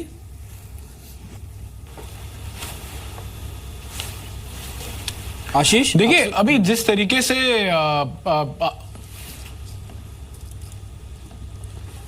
रही है, बस बोलिए सर, बोलिए। जिस तरीके से रुझान आए हैं पिछले नतीजों में, क्लियरली अभी बहुत जल्दी ये सेक्टर में आपको कंफर्ट नहीं मिलेगा, और ढूंढिए भी मत। मुझे ऐसा लगता है कि एक ट्रेड वाला जो बाउंस है वो जरूर इस स्पेस में बन सकता है, बट पोर्टफोलियो पोजीशन की सोच नहीं बनाइएगा। मुझे ऐसा लगता है ऊपरी स्तरों पे इन दोनों स्टॉक्स में आपको डेफिनेटली एग्जिट करने के ही मौके ढूंढने चाहिए। तो I would not recommend a new trade, and in fact अगर आप अटके हुए हैं और पिछली बारी इस मूव में अगर आप कहीं फंस गए थे, तो ये मौका अभी छोड़िएगा रुकेगा नहीं। 10,800 तो लगता है मेरे को मार्केट। अभी जैसे अनिल जी कल का बात कर रहे हैं तो मैं अगले हफ्ते का बात करता हूं। ये जो ट्रेंड अभी आगे चला है तो टॉप आउट अगर होना है तो उसके ऊपरी स्तरों पे ही होगा, इतनी जल्दी नहीं होगा। तो उन स्तरों पे जाके इन स्टॉक्स में से आप एग्जिट का मौका ढूंढिए। तो एग्जिट का मौका ढूंढे, अभी वक्त है, जल्दबाजी ना करें। लेकिन मैं थोड़ी सी जल्दबाजी करने के मूड में हूँ। डिम्पी 2:37 हो गए और आप जरा है ना कुणाल जी को, बंसल जी को थोड़ा टाइट तो करिए। BTSTD कब आएगा? सर आपने बोला और यहाँ BTSTD हाजिर। कुणाल जी तैयार है अपनी ट्रेड के साथ? बिल्कुल, लाइए। देखिए, सबसे पहला काउंटर आज के लिए जो मैंने चुना है डिम्पी, वो है सीमेंस, जिसमें कि मौजूदा स्तरों पर एक डबल बॉटम पैटर्न बना है, ब्रेकआउट आता हुआ दिख रहा है। मुझे लगता है 1095 आज का टारगेट होना चाहिए, 1110 कल तक का टारगेट होना चाहिए। बाय करना है 1072 के स्टॉप लॉस। एक बार वापस बताएं, 1072 का स्टॉप लॉस। 1095 पहला लक्ष्य है, 1110 कल तक का टारगेट। 1110 हो गया, दूसरा टारगेट हो गया आपका कल तक का, ठीक है ना? और ये आप सारे कैश के लेवल दे रहे हैं? ये फ्यूचर के लेवल से। अच्छा ठीक है, ये सारे फ्यूचर के लेवल है। 1072 का एक स्टॉप लॉस, 1095 पहला टारगेट और दूसरा टारगेट है 1110 का। आपके स्क्रीन पर ये सिमेंस, ये पहली कॉल है अनिल जी कुणाल की तरफ से। वाह, कुणाल जी की तरफ से पहली कॉल आ चुकी है। और देखा डिम्पी, कभी कभी है ना स्टूडियो और जगह बदलने का बड़ा फायदा होता है। तो है ना, वो ऐसा नहीं होता कि खाली है ना जो बुरी आदतें हुई जल्दी फैलती है, अच्छी आदतें भी फैलती है। राजेश जी मेरे पास में बैठे हैं। हाँ। राजेश जी कह रहे हैं मुझे भी BTSTD शुरू करना है। अरे वाह। तो शुरुआत कर रहे थे राजेश जी का, आज श्री गणेश कर रहे थे। राजेश जी पहला बताइए स्टॉक आपका BTSTD वाला कौन सा है? अनिल जी, पहला स्टॉक रहेगा कैनफिन होम फाइनेंस। हमें लगता है एक अच्छा BTSTD Canfin home finance. Yes sir. 10% ऊपर? हाँ सर, करेंगे ना। डर नहीं लग रहा? नहीं सर। इसका स्टॉप लॉस रखिए 380 का। जो टारगेट 1 है वो 408 का रहेगा। टारगेट 2 कल तक के लिए मुझे लगता है 420 का टारगेट रहेगा। 408 और 420 क्या हो गया इसका? वो स्टेक बिक्री है क्या इसकी? नहीं सर। नहीं, वो जवाब आशीष जी देंगे। ये सारी खबरें तो आशीष जी के पास होती है। आशीष जी, स्टेक बिकने की बातें लंबे टाइम से चल रही थी, बीच में अटक गई। ये 10% का मुंह देख के तो ऐसा ही लगता है कहीं कहीं आग तो लगी होगी तभी धुआं निकल रहा है। होने ही वाला है ना। तो फंड रेस की अटकलें तो बहुत समय से हैं। और मुझे जो समझता है कि वो 420-25 के आसपास आपको खबर आएगी जो फंड रेस की है, तो वो लेवल्स तक तो आपको move, I think Rajesh ji ने सही दिया है level. May be not tomorrow but I think the move is there for next another 10%। इस बीच NTPC के नंबर्स आ गए। सबसे पहले अनिल जी, NTPC के नंबर आए, मैं एक बार जरा दर्शकों को बता दूं। 2930 करोड़ रुपए का मुनाफा आया। ये 2700 करोड़ के अनुमान से बेहतर है। हमारा अनुमान था कि 2700 करोड़ आएगा, उससे कहीं बेहतर मुनाफा 2900 करोड़ रुपए का आया है। साथ ही साथ इनके भी मार्जिन और सेल्स के आंकड़े आ जाएंगे, लेकिन प्रॉफिट फ्रंट पे तो ये नंबर्स ठीक है, आउट परफॉर्म है, अच्छे हैं, बेहतर नंबर दिख रहे हैं 2700 का। अच्छा, इनका अबिटा मार्जिन भी आ गया, वो 25.5% के आसपास है, वो भी उम्मीद से थोड़ा बेहतर ही है। तो मार्जिन के आंकड़े भी ठीक दिख रहे हैं, करीब 2% ये शेयर ऊपर आ चुका है। एक बार जरा जल्दी से कुणाल इन्हीं दो आंकड़ों पे देख लीजिए, दोनों आंकड़े उम्मीद से बेहतर हैं। अबीटा 25.5 का आ गया और मुनाफा भी इनका ठीक आया है। देखिए, इंट्राडे चार्ट में भी डिम्पी बिल्कुल ब्रेकआउट आया है। मुझे लगता है 171 का लेवल हो सकता है आज ही आपको देखने को मिले, तो जिनके पास पोजीशन है होल्ड करें। हालांकि धीरे धीरे चलता है काउंटर, लेकिन 171 तक का जगह मुझे आज इंट्राडे में दिखाई देती है। तो आज या कल में 171 का भाव आना चाहिए। स्ट्रक्चर काफी मजबूत हुआ है, ब्रेकआउट हुआ है और अच्छे वॉल्यूम के साथ हुआ है, तो मुझे लगता है 171 के लेवल आ सकते हैं। ठीक है, इस बीच आय का आंकड़ा भी अनिल जी बता दो। 21,000 करोड़ का आय था, उम्मीद थी 23,000 करोड़ रुपए की आय आई है, तो ये आंकड़े ने भी बीट किया नंबर को इस बार। तो मुनाफा का आंकड़ा भी ठीक, मार्जिन के आंकड़े भी ठीक, आय भी ठीक। स्लो मूवर आज तेज हो गया, करीब 2.5% की तेजी के साथ अभी कर रहा है कामकाज। ओके, तो ये है आपके लिए एनटीपीसी के नतीजे के बाद तगड़ा उछाल, साफ तौर पर खरीदारी होती हुई दिख रही है। जनरली ये स्टॉक ऐसे हैं जहां पर आपको तेजी कम देखने को मिलती है, लेकिन नतीजे के बाद तो बनती है और बेहतरीन तेजी होती हुई दिख रही है। निफ्टी पर सहारा देने के लिए एक के बाद एक स्टॉक आते हुए नजर आ रहे हैं। ये आपके लिए इस बीच अनिल जी एक BTSTD कॉल जो है राकेश जी की तरफ से भी है, जरा वो भी ऐड कर लें जरा जल्दी से। मेरा अनिल जी बाय कॉल है, खरीदारी की राय है। हैवल्स पर मौजूदा स्तर 558 रुपए 50 पैसे चल रहा है। इन स्तरों पर हैवल्स को खरीदें। 552 का एक स्टॉप लॉस, पहला लक्ष्य 567, दूसरा लक्ष्य 572।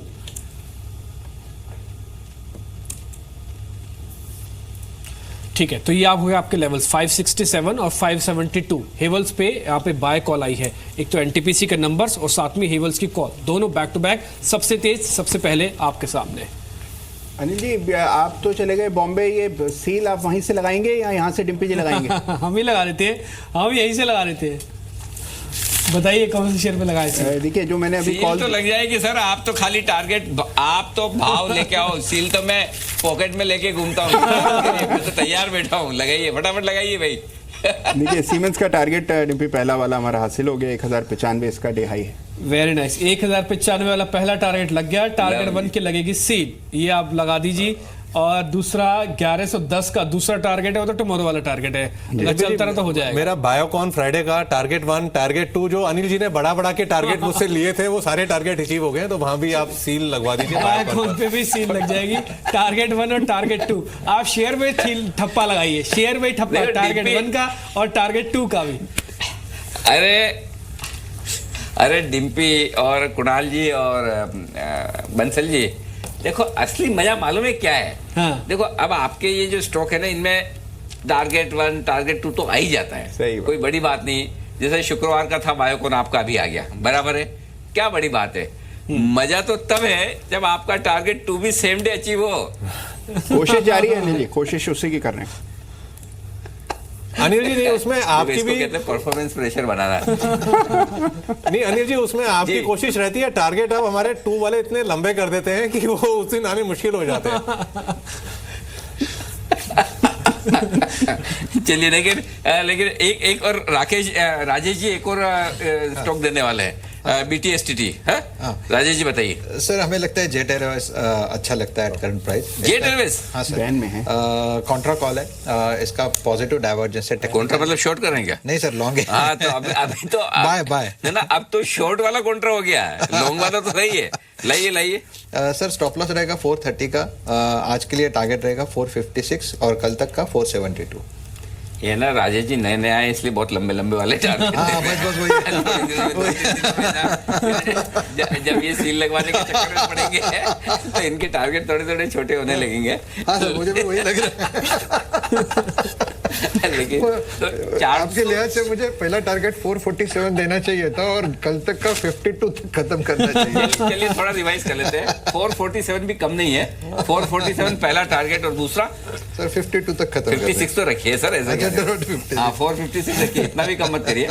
456 डिम्पी जरा रिवाइज करवाइए, 447 और 456 अभी रीजनेबल है। अब आपके सामने। चलिए, अच्छा वैसे ये फ्यूचर में नहीं खरीदा जाएगा क्योंकि बैन में अनिल जी, ये कैश में लिया जाएगा शेयर जेट एयरवेज। तो डिम्पी एक मिनट, जैसे हमारे आशु मदान जी आते हैं ना शो में, हाँ। जो अपने आप को कहते हैं मैं लॉजिकल एक्सपर्ट हूँ, हाँ। मैं टेक्निकल भी हूँ, फंडा भी हूँ, FNO भी हूँ, वैसे हमारे एक और लॉजिकल एक्सपर्ट है आशीष जी। आशीष जी का भी BTSTT आ रहा है, आशीष जी बताइए। सर वो उसमें ट्रैप में मत डालो, इंडिगो डेफिनेटली मैं, क्योंकि एयरलाइंस की बात करी दर्शकों के लिए जरूरी है डिस्कस कर लेना चाहिए। क्रूड का ही सारा बोलबाला रहा पिछले रिजल्ट में, और मैनेजमेंट ने आके साफ साफ बोला, और अच्छी बात है, साफ साफ बताया कि हमारी गाइडेंस इसलिए खराब है। करेक्ट। अब वहां पे थोड़ा जब जैसे रुझान बदल रहा है, प्लस ये जो थोड़ा बहुत प्रेशर था मैनेजमेंट चेंज के लिए, देखिए पूरी तैयारी करके निकली है ये मैनेजमेंट, थोड़ा टाइम लग रहा है मार्केट को समझने में भी, और मुझे ऐसा लगता है कि ये वो स्टॉक है जो आपको इस कैलेंडर ईयर में, अगर नहीं तो फाइनेंशियल ईयर में 1500 के ऊपर के भाव जरूर दिखा सकता है। तो अभी मौका है, अभी भी ठीक ठाक है क्योंकि टूटा ज्यादा है जेट से, इसलिए मैं ये कहना चाहूंगा। तो अभी भी मौका है, आप एक बार इसमें मीडियम टर्म पोजीशनल ले सकते हैं। आई थिंक प्राइसेस बहुत रीजनेबल लेवल पे हैं इस समय एक मीडियम टर्म कॉल लेने के लिए। तो चलिए ये है आपके लिए इंडिगो पर आए तो Indigo, jet Airways, spice jet, आज तो दिन है एविएशन स्टॉक ऊंची उड़ान भरने की तैयारी में। और डिम्पी, वो आप जो बता रहे थे बैन में आने वाली लिस्ट, मैं तो इंतजार ही कर रहा हूँ, वो बताइए ना फटाफट। नहीं बस अभी रजत हमारे साथ जुड़ने वाले हैं सर, वो बैन के लिए शेयर सभी आपके सामने रखने वाले हैं, पूरी रिसर्च होगी और सभी आंकड़े पूरी रिसर्च के साथ होगा कि क्यों आ सकते हैं, इसकी रीजनिंग भी होगी। ये 95% का ओपन इंटरेस्ट का मतलब क्या होता है, ये सब कुछ होगा। इस बीच 700 पार हो गया, निफ्टी ने 10,700 के लेवल को पार कर लिया, वापस से 704 तो आ गया। तो निफ्टी को लेकर आपके पास जो पोजिशनल ट्रेड है, कल तक वाला सौदा था वो तो आप रखिएगा, और अभी 700 के लेवल को पार हो गया। लेकिन बार बार अनिल जी एक दो शेयर्स पे और नजर जा रही है जहां पर एक अच्छा मूव देखने को मिल रहा है, वो थोड़े बड़े शेयर भी हैं। उसमें आज गैस के दोनों शेयर MGL और गेल, ये दोनों अच्छा चल रहे हैं, दोनों ऑलमोस्ट डे हाई पे भी हैं। एक बार आशीष जी से ही राय लूंगा। आशीष जी, इन दोनों गैस के शेयर्स में ऐसा क्या हो गया कि दोनों डे हाई पे हैं, 5% की तेजी है? देखिए, ये एक पेडिग्री होती है स्टॉक्स की, जिसको इकोनॉमी स्टॉक्स बोलते हैं, जिनको क्लियर कंजम्पशन स्टॉक्स बोलते हैं, ऐसा समझ लिए। मतलब जिस तरीके से पोल पोजीशन है, पोल पोजीशन का बोले तो मार्केट लीडरशिप का पोजीशन है, किसी भी गिरावट में स्टॉक्स में आपको हमेशा बाइंग देखने को मिलेगी, और उसमें ये दोनों स्टॉक्स अपने अपने रीजन में लीडरशिप बनाए हुए हैं। और आई थिंक आने वाले समय में जिस तरीके से अगले कुछ क्वार्टर्स में आपको देखने को मिलेगा कि ऑपरेशनल लेवल पे भी आपको परफॉर्मेंस इंप्रूव होती हुई दिखेगी। सो जो आप कमोडिटी का एक यू टर्न देख रहे हैं, कहीं ना कहीं उसका इम्पैक्ट यहाँ पे भी आपको देखने को मिलेगा। तो उस हिसाब से मेरे को ऐसा लगता है कि ये आपके पोर्टफोलियो में इनमें से एक स्टॉक तो हमेशा होना चाहिए। अगर मुझे एक स्टॉक आपको देना हो तो मैं महानगर गैस ही दूंगा। नहीं, महानगर गैस तो आप ले रहे हो, ठीक है। IGL ने क्या बिगाड़ा? IGL तो खाली 1-1.5% ही चला हुआ है, बाकी 6%, 5%। और सुबह सुबह आज हम कवर भी कर रहे थे, कुछ बड़ी ब्लॉक डील होती हुई थी। तो IGL बुरा है? IGL भी बुरा नहीं है सर, लेना चाहिए। अच्छा, जरा कुणाल जी, ये IGL का देखिए चार्ट, ये BTSTT वाला कैंडिडेट है क्या? देखिए, मुझे लगता है अनिल जी बिल्कुल बनता है। जिस तरह का स्ट्रक्चर है, आज आप देखिए डे हाई पर ट्रेड हो रहा है, निचले स्तरों से बहुत ही फियर्स रिकवरी इसमें देखने को मिल रही है। तो मेरी राय में डेफिनेटली BTST कैंडिडेट है, और इसमें 270 तक के लेवल्स आते हुए दिखेंगे 1-2 दिन में। कल तक का एक टारगेट सेट करना हो तो 127 का टारगेट, 167 का टारगेट, 267 का टारगेट होना चाहिए, और मौजूदा भाव पर 261 के स्टॉप लॉस से बाय करना चाहिए। ओके, 261 के स्टॉप लॉस से यहाँ पर भी खरीदारी कर सकते हैं, ये भी तेज दौड़ लगाने को तैयार है। अच्छी बात है, जो आपको तो इस मार्केट में ढूंढने ही वही शेयर हैं जो भागे हुए ना हो। और IGL में वो सारी खूबियां हैं, वॉल्यूम वाला एक्शन हुआ है, प्राइस वाला एक्शन हुआ, फंडामेंटली पसंद है आशीष जी को, और टेक्निकली कुणाल जी ने अपना ठप्पा अनिल जी, हमने ना F&O की जो बैन वाली लिस्ट है, बताते हैं उन शेयरों के बारे में जो शेयर कल बैन में जा सकते हैं। होता क्या है, बैन में 2 ही वजह से स्टॉक जाते हैं, या तो जिनमें बड़ी तेजी की पोजीशन बनी हो या बड़ी मंदी की पोजीशन बनी हो, और वो पोजीशन बनने के बाद जो 95% जितनी पोजीशन बनने की लिमिट अलाउ है एक्सचेंजेस की तरफ से, सेबी की तरफ से, वो पूरी हो जाती है। तो फिर उन शेयरों में फ्रेश पोजीशन नहीं बनाई जा सकती अगले दिन। यानी कि अगर आज कोई शेयर बैन में जाएगा तो कल उसमें आप नई तेजी या मंदी की पोजीशन नहीं बना सकते। हाँ, इंट्राडे बना सकते हैं, लेकिन जैसे कल आप जो भी ट्रेड करेंगे फिर वो कल इंट्राडे ही होगा, जो शेयर बैन में है। तो इंट्राडे वाला तो कर सकते हैं। तो होता ही है कि बैन में जाते वक्त जो स्टॉक का जो चाल है, उस चाल के थोड़ा सा विपरीत चाल करने की कोशिश करता है। यानी कि तेजी की पोजीशन की वजह से बैन में गया तो स्टॉक थोड़ा ठंडा हो जाएगा, मंदी की वजह से गया तो थोड़ी शॉर्ट कवरिंग हो जाएगी। तो हम कोशिश करते हैं कि अभी जो डाटा है हमारे सामने है, डेटा ताजा उसके बेसिस पर कल कौन से शेयर बैन में जा सकते हैं या नहीं जा सकते, उसका खुलासा अभी से आपको कर ले, ताकि अगर आपको अपनी पोजीशन कम करनी है या नहीं करनी है उसके बारे में राय बना ले। तो रजत देवगन, हमारे इन हाउस F&O एक्सपर्ट, जो बड़ी गहरी पकड़ रखते हैं वायदा कारोबार के तमाम डेटा पर, वो हमारे साथ हैं। रजत, बताइए कौन से शेयर हैं जो बैन में जाने की कगार में, और उसमें ओपन इंटरेस्ट कितना % बन गया है? इनफैक्ट अनिल जी, शुरुआत जब हमने दिन की करी थी तो उसमें 7 स्टॉक्स थे जो F&O बैन में थे, लेकिन अब ये सूची बढ़ सकती है। मार्केट वाइड पोजीशन लिमिट जो आप बात कर रहे हैं उसके 95% जो क्राइटेरिया है उसमें कुछ 4 एडिशंस हो गए हैं, जिसमें बलरामपुर चीनी, इसमें 97% कुल मिलाकर पूरी मार्केट वाइड पोजीशन लिमिट के 97% अब यहाँ पर पहुँच चुकी है, और कैप होता है 95% का। तो बहुत स्ट्रॉन्ग प्रोबेबिलिटी है कि बलरामपुर चीनी कल आपको F&O बैन में दिखाई देगा। दूसरा है PC ज्वेलर, जिसमें 95.3% मार्केट वाइड पोजीशन लिमिट यानी कि एक्सीड हो चुकी है। कुल मिलाकर ओपन इंटरेस्ट खड़ा हो गया 95% का across the series, futures, option सभी में। इसके अलावा 2 स्टॉक्स और है, जिसमें पहला है रेमंड। इस पे अभी तक 95% की सीलिंग क्रॉस नहीं हुई है, लेकिन आप डेटा देखें 94.8% है। हो सकता है कि यहाँ पर थोड़ा बहुत और ओपन इंटरेस्ट बढ़ जाए तो 95% के लिमिट को क्रॉस कर जाएगा रेमंड। इसका मतलब ये होगा कि F&O बैन में दिखाई देगा कल सुबह। और साथ साथ वोकहार्ट, यहाँ पर भी 94.5%, कुल मिलाकर 2.5% की तेजी आज वोकहार्ट में देखने को मिली है और ओपन इंटरेस्ट जो है वो 94.5% पहुंच चुका है, लिमिट है 95% की। और बाकी की जो सभी स्टॉक्स जो आज सुबह आपको बैन लिस्ट में दिखाई दिए थे, just dial, IDBI, jet Airways, DHFL, RCom और जैन इरिगेशन, BEML, इनमें से कोई भी स्टॉक 80% की लिमिट के नीचे नहीं आया। अगर 80% के नीचे लिमिट के नहीं आता तो इसका मतलब अगले दिन भी आपको बैन में ही दिखाई देगा। हाँ, एक बात मैं आपको बता दूं कि BEML इसमें 81% है आप कुल मिलाकर open interest across the series. तो अगर ये 80% के नीचे चला गया BEML तो कल ये FNO बैन लिस्ट से बाहर हो जाएगा स्टॉक, बाकी सभी FNO बैन लिस्ट में रहेंगे। फूड फाइनेंस में क्या लग रहा है?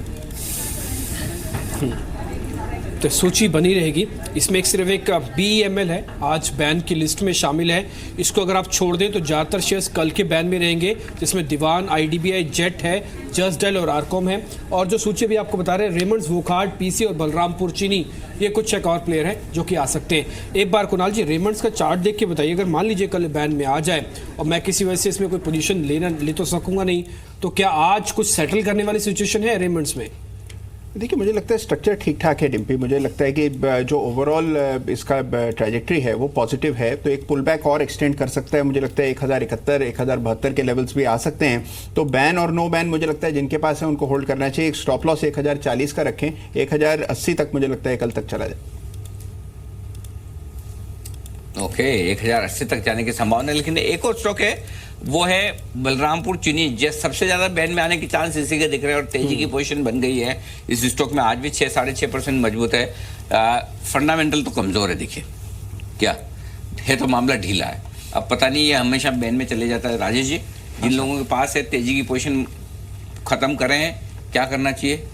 अनिल जी, हमने ओवरऑल इसका स्ट्रक्चर देखा है और अगर एक दिन बड़ी तेजी आती है तो दूसरे दिन उतनी बड़ी गिरावट आती है। तो मुझे लगता है कि अगर पोजीशन है तो यहाँ पे क्लोज कर दे, क्योंकि सबसे ज्यादा जो कॉल रेटिंग है वो 75 स्ट्राइक पे है, अभी ये 74-85 के आसपास है, तो it's better to close the trade. हाँ, तो फिर रख के मतलब नहीं है, मतलब नहीं है ना? हाँ, ओके। शुगर शेयरों पे क्या रहा है बलरामपुर चीनी? आशीष जी, देखिए, वंदों में काना राजा अगर है तो बलरामपुर चीनी ही है।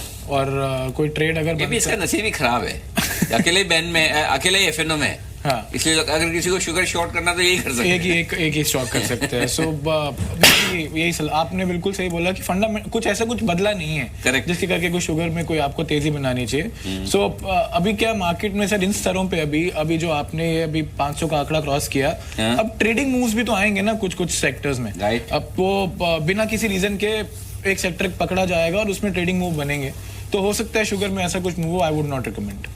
परफेक्ट। तो चलिए, सेक्टरल चर्निंग है वो होती रहेगी। लेकिन एक और स्टॉक जो मेरे रडार पे आ रहा है BTST के लिहाज से, जरा कुणाल जी बताइए, आपकी राय चाहता हूं, क्या ये स्टॉक BTST करने लायक है? मेरे को तो लग रहा है कि इसमें कुछ दमदार मूव की तैयारी है। वोल्टास खरीदारी करने के लिए 3.5% मजबूत है स्टॉक और 3% ओपन इंटरेस्ट घटा है, शॉर्ट कवरिंग हुई है, दिन के हाई पॉइंट पर ट्रेड कर रहा है। इधर आशीष जी सर हिला रहे हैं, इसका मतलब आशीष जी की राय फंडामेंटली खरीदारी करने की है। लेकिन चूंकि सवाल मैं पहले आपसे दाग चुका हूं, तो पहले आप जवाब दें उससे पहले आशीष जी पहले आप फंडामेंटली बता दीजिए, वोल्टास लेना चाहिए इस भाव में? अब इसमें भी सर एक ही जो मैं आपको थीमेटिकली एक बात बताऊं, तो मार्केट में जो mid caps, quality mid caps, let's say that, आप उसको पता नहीं मिड कैप मानना चाहेंगे कि नहीं मानना चाहेंगे, क्वालिटी मिड कैप क्वालिटी तो है जो गिरे हैं। हाँ। तो ये वाले जो मूव है, तो अनिल जी एक चीज दर्शकों को इस समय जरूर बताना जरूरी है कि जब आप एकदम हाई पीक लेवल्स पे जाते हो, वहां आपको लार्ज कैप्स पे ध्यान देना। एक सिंपल सी बात समझाते हैं, ठीक है। और जब मार्केट रिकवरी पे आती है तो आपको टूटे हुए मिड कैप्स पे ध्यान देना पैसा कमाने के लिए। क्या बात है। तो वो कैटेगरी में अगर मैं पिक करना चाहूं तो मैं PSU बैंक भी पिक करना चाहूंगा, मैं वोल्टास जैसे स्टॉक्स भी पिक करना चाहूंगा, कुछ NBFCs पिक करना चाहूंगा। सो उस हिसाब से ज्यादा डिटेल में नहीं जाऊंगा। वोल्टास में रिजल्ट ठीक ठाक थे, आगे सब बराबर है, कोई प्रॉब्लम नहीं है। तो Voltas is a good trade. I think next few days आपने बिल्कुल सही पिक किया अनिल जी। अच्छा, तो कुणाल जी बताइए, कल 570-75 हो जाएगा क्या? हमसे होगा, बिल्कुल होना चाहिए अनिल जी। बहुत ही शानदार स्ट्रक्चर है। देखिए 553 के ऊपर ये निकला है, मैं पहले भी इसको देख रहा था। 553 के ऊपर इसमें एक ब्रेकआउट आया है और अगला रेजिस्टेंस 572 पे, 572 पर 572 निकला, तो फिर जहां गैप बना था 580 वो लेवल्स आएंगे, तो मुझे लगता है डेफिनेट बाय करना चाहिए। स्टॉप लॉस 555 पे रखें। आज कई दिनों के बाद वापस से BHEL 5% ऊपर दिख रहा है। इसके नंबर्स आने हैं, पूजा त्रिपाठी हमको बता रहे हैं कि नंबर्स उतने भी बुरे नहीं रहने वाले, ठीक ही होंगे नंबर, ये 5% ऊपर है। तो क्या एक बार इसको लेके जाया जा सकता है राकेश, आपकी रिकमेंडेशन नंबर से ठीक पहले ये कुछ कन्विक्शन दिखा रहा है? देखिए डिम्पी, स्टॉक ने चार्ट्स के ऊपर एक positive crossover on momentum indicators दिखाया, बट टेक्निकली नतीजों से पहले मेरे में हिम्मत नहीं है कि बीएचईएल में खरीदारी की राय दूं, क्योंकि अक्सर ये नतीजों पे निराश करता है और फिर गैप डाउन एक ओपनिंग देखने को मिलती है, तो मैं तो दूर रहना पसंद करूंगा बीएचईएल से। अनिल जी, जैसे बीएचईएल का नाम आता है ना तो सदाबहार शॉर्ट वाले लोग काफी एक्टिव हो जाते हैं और ये शेयर ऐसा है भी। अब देखिए बाजार कहां से कहां पहुंच गया, लेकिन बीएचईएल बेचारा 100 के पार भी नहीं हो पाया, अभी भी 80 रुपए ही चल रहा है। हाँ, लेकिन ये बात सही है, लेकिन सारे अब 80 रुपए में जाएगा भी क्या? प्रॉब्लम ये है कि इतना पिटा हुआ है, अब सारे खराब रिजल्ट्स वगैरह सब यहाँ पर पूरी तरह से प्राइस में भी है डिम्पी, तो मुझे लगता है ठीक है। सुबह से इस बीच नतीजा ये देखिए जरा, 9 करोड़ से मुनाफा दुगुना होकर 18 करोड़, 470 करोड़ से आय बढ़कर 560 करोड़ के आसपास। क्या दमदार रिजल्ट है, वाह क्या बात है। बंसल जी जरा देखिए इसके चार्ट्स और दीजिए अपनी राय। मार्जिन भी बढ़े हैं, लगभग ½ % से बढ़कर आए। सुब्रोज क्या करना चाहिए? अनिल जी, बेहतरीन नीचे से रिवर्सल बना है स्टॉक के अंदर और आज एक अच्छा उछाल देखने को मिल रहा है। एक परफेक्ट कैंडिडेट है री रेटिंग का, ऑलरेडी काफी बड़ा हुआ है। अभी मैं आज में देखें टेक्निकली मुझे लगता है शॉर्ट टर्म में 340 के लेवल्स इजीली देखने को मिलेंगे और एक बार 340 के लेवल्स टूटते हैं तब 358 एक नेक्स्ट टारगेट बनता है। निवेश का कैंडिडेट है। ठीक है अनिल जी, इस बीच में एक और BTSTT आ गई है कुणाल जी की तरफ से, तो बताइए कुणाल जी। देखिए, एक काउंटर जो अभी जिसमें एक डबल बॉटम पैटर्न जैसे मैंने पहले वाले काउंटर में भी बताया था, वैसा ही बनता हुआ दिख रहा है बॉश लिमिटेड में, जिसमें देखिए निचले स्तरों से अच्छी बाइंग हुई है। गैप अप ओपनिंग भी आज हमने होते हुए देखी है। मुझे लगता है कि इसको मौजूदा स्तरों पर बाय करना चाहिए। स्टॉप लॉस 18,000 पर रखें इसमें और मौजूदा स्तरों पर बाय करें। पहला टारगेट आज के लिए 18,350 का होगा, दूसरा टारगेट 18,600 का होगा, जो मुझे लगता है कल तक आना चाहिए। ये तो 1-2 शेयर ही ले पाएंगे, 18,000 का तो शेयर ही है, 5 शेयर में तो 1 लाख रुपए हो जाएगा पूरा, अगर आप इसको ले। इसमें डीपी ये है कि शेयर का भाव देखकर डरना नहीं चाहिए, जो इसका स्ट्रक्चर है और जो मोमेंटम आता है। देखिए, जो परसेंटेज गेन से मतलब होना चाहिए, शेयर के भाव से चिंता नहीं करनी। हाँ ठीक है, ये बात भी सही है कि आप परसेंटेज में देखिएगा ना तो आपको रुपए में जो है वो भी 100 में मिलेगा। जैसे भी 275 रुपए ऊपर है ये, तो 300 रुपए तक का गेन अभी आप गुंजाइश और भी है। तो 18,350 का टारगेट है अनिल जी। 18,350 के टारगेट के लिए एक और BTSTT आ चुकी है मैदान में। ओके, 18,300, क्या बात है। 18,350 से तो आने की तैयारी, आप तो सील विल तैयारी रखी है, तो कभी भी आ जाए, भरोसा नहीं इसका, तैयारी है। अच्छा, ओके, इस बीच बाजार मजबूत होता हुआ दिख रहा है यार। 700 अनिल जी, एक और कॉल भी आई है दिल्ली से, एक कॉल राकेश जी की, एक और कॉल भी आ चुकी है BTSTT, जरा देख लेते हैं वो भी जरा जल्दी से। लाइए अनिल जी, कोटक महिंद्रा बैंक खरीदारी की राय है। 1303 मौजूदा स्तर है, इसको खरीदें। 1298 का एक स्टॉप लॉस, 1313 पहला लक्ष्य, 1320 दूसरा लक्ष्य। ये सारे कैश के लेवल हैं? सब कैश के लेवल। ठीक है, सब कैश के लेवल है। 1313 पहला टारगेट, 1320 दूसरा टारगेट है और जो स्टॉप लॉस लगाना है 1298 का लगाना है, ठीक है ना। 1298 का स्टॉप लॉस के साथ कोटक को एक बार ध्यान रखा जा सकता है। कोटक महिंद्रा बैंक वैसे भी एक बार पहले भी राकेश जी दे ही चुके हैं कोटक के बारे में राय, एक बार फिर से आपके सामने ही सौदा। 1313 1320 का टारगेट अनिल जी। ये है आपके लिए राय। और कोटक महिंद्रा बैंक तो मजबूत है ही, लेकिन कुछ और स्टॉक से आया एक्चुअली है ना, नजरें है ना डिम्पी, बैंकिंग और फाइनेंशियल सर्विसेज स्टॉक से हट ही नहीं रही है। बिल्कुल पूरा का पूरा एक्शन वहीं पर। एक और स्टॉक जो मेरे रेडार पर आ रहा है इस वक्त, वो है ओपन इंटरेस्ट 23% घटा है इस सीरीज में और स्टॉक है 2% ऊपर। ये चीज इंटरेस्टिंग दिख रही है। इक्विटास, जरा ये स्टॉक लाइए रडार पर। इक्विटास में क्या हो रहा है? दिन के हाई पॉइंट पर ट्रेड कर रहा है। क्या अगले महीने में तेजी की तगड़ी पोजीशन शिफ्ट होती हुई दिख रही है? ये तो माहौल वैसे ही दिख रहा है मेरे को, जिस तरह से ओपन इंटरेस्ट बढ़ रहा घटा है इस सीरीज में और अगली सीरीज में शिफ्ट होता हुआ दिख रहा है। ये तो बड़ा इंटरेस्टिंग मामला दिख रहा है भाई इक्विटास का। जरा देखिए इसके चार्ट्स कुणाल जी, देखिए एंट्री करने का सही वक्त है, ले लिया जाए अभी का अभी तुरंत। देखिए तुरंत लेना चाहिए अनिल जी, मुझे लगता है कि स्ट्रक्चर बहुत मजबूत है। 162 पर स्टॉप लॉस रखे हैं। इसके अलावा उज्जीवन, दोनों के काउंटर्स के चार्ट्स आइडेंटिकल हैं और दोनों के स्ट्रक्चर भी बहुत पॉजिटिव हैं। मुझे लगता है उज्जीवन में 170, माफ कीजिए, इक्विटास में 170 तक जाने की क्षमता दिखती है मुझे, तो मौजूदा स्तरों पर बाय करें। 162 पे स्टॉप लॉस रखना चाहिए। ओके, 162 रुपए के स्टॉप लॉस के साथ कर लीजिए तेजी, और यहाँ पर सिर्फ 164 ही है। इक्विटास लिया जाए? आशीष जी क्या राय है आपकी? अनिल जी देखिए, एनबीएफसीज के लिए 3-4 चीजें समझनी बहुत जरूरी है। एक तो खुला मैदान है, मतलब बहुत काम मिल रहा है इनको अभी इस समय, जो जिस तरीके से अच्छा, बैंक तो पैसा देते ही नहीं आजकल, जिसको चाहिए उनके पास जाना पड़ेगा। एक थोड़े दिन पहले 2-3 बैंकर्स के साथ बैठा था सर, कुछ डिस्कस करा, तो मतलब 2 घंटे के अंदर कुछ 10-12 कॉर्पोरेट्स के कॉल आ गए उनको, और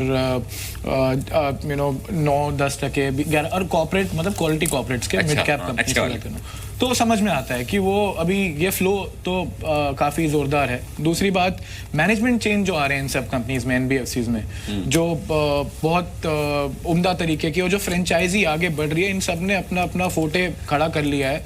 और इक्विटास तो बहुत उम्दा मैनेजमेंट के साथ काम करता है, ऑपरेट करता है।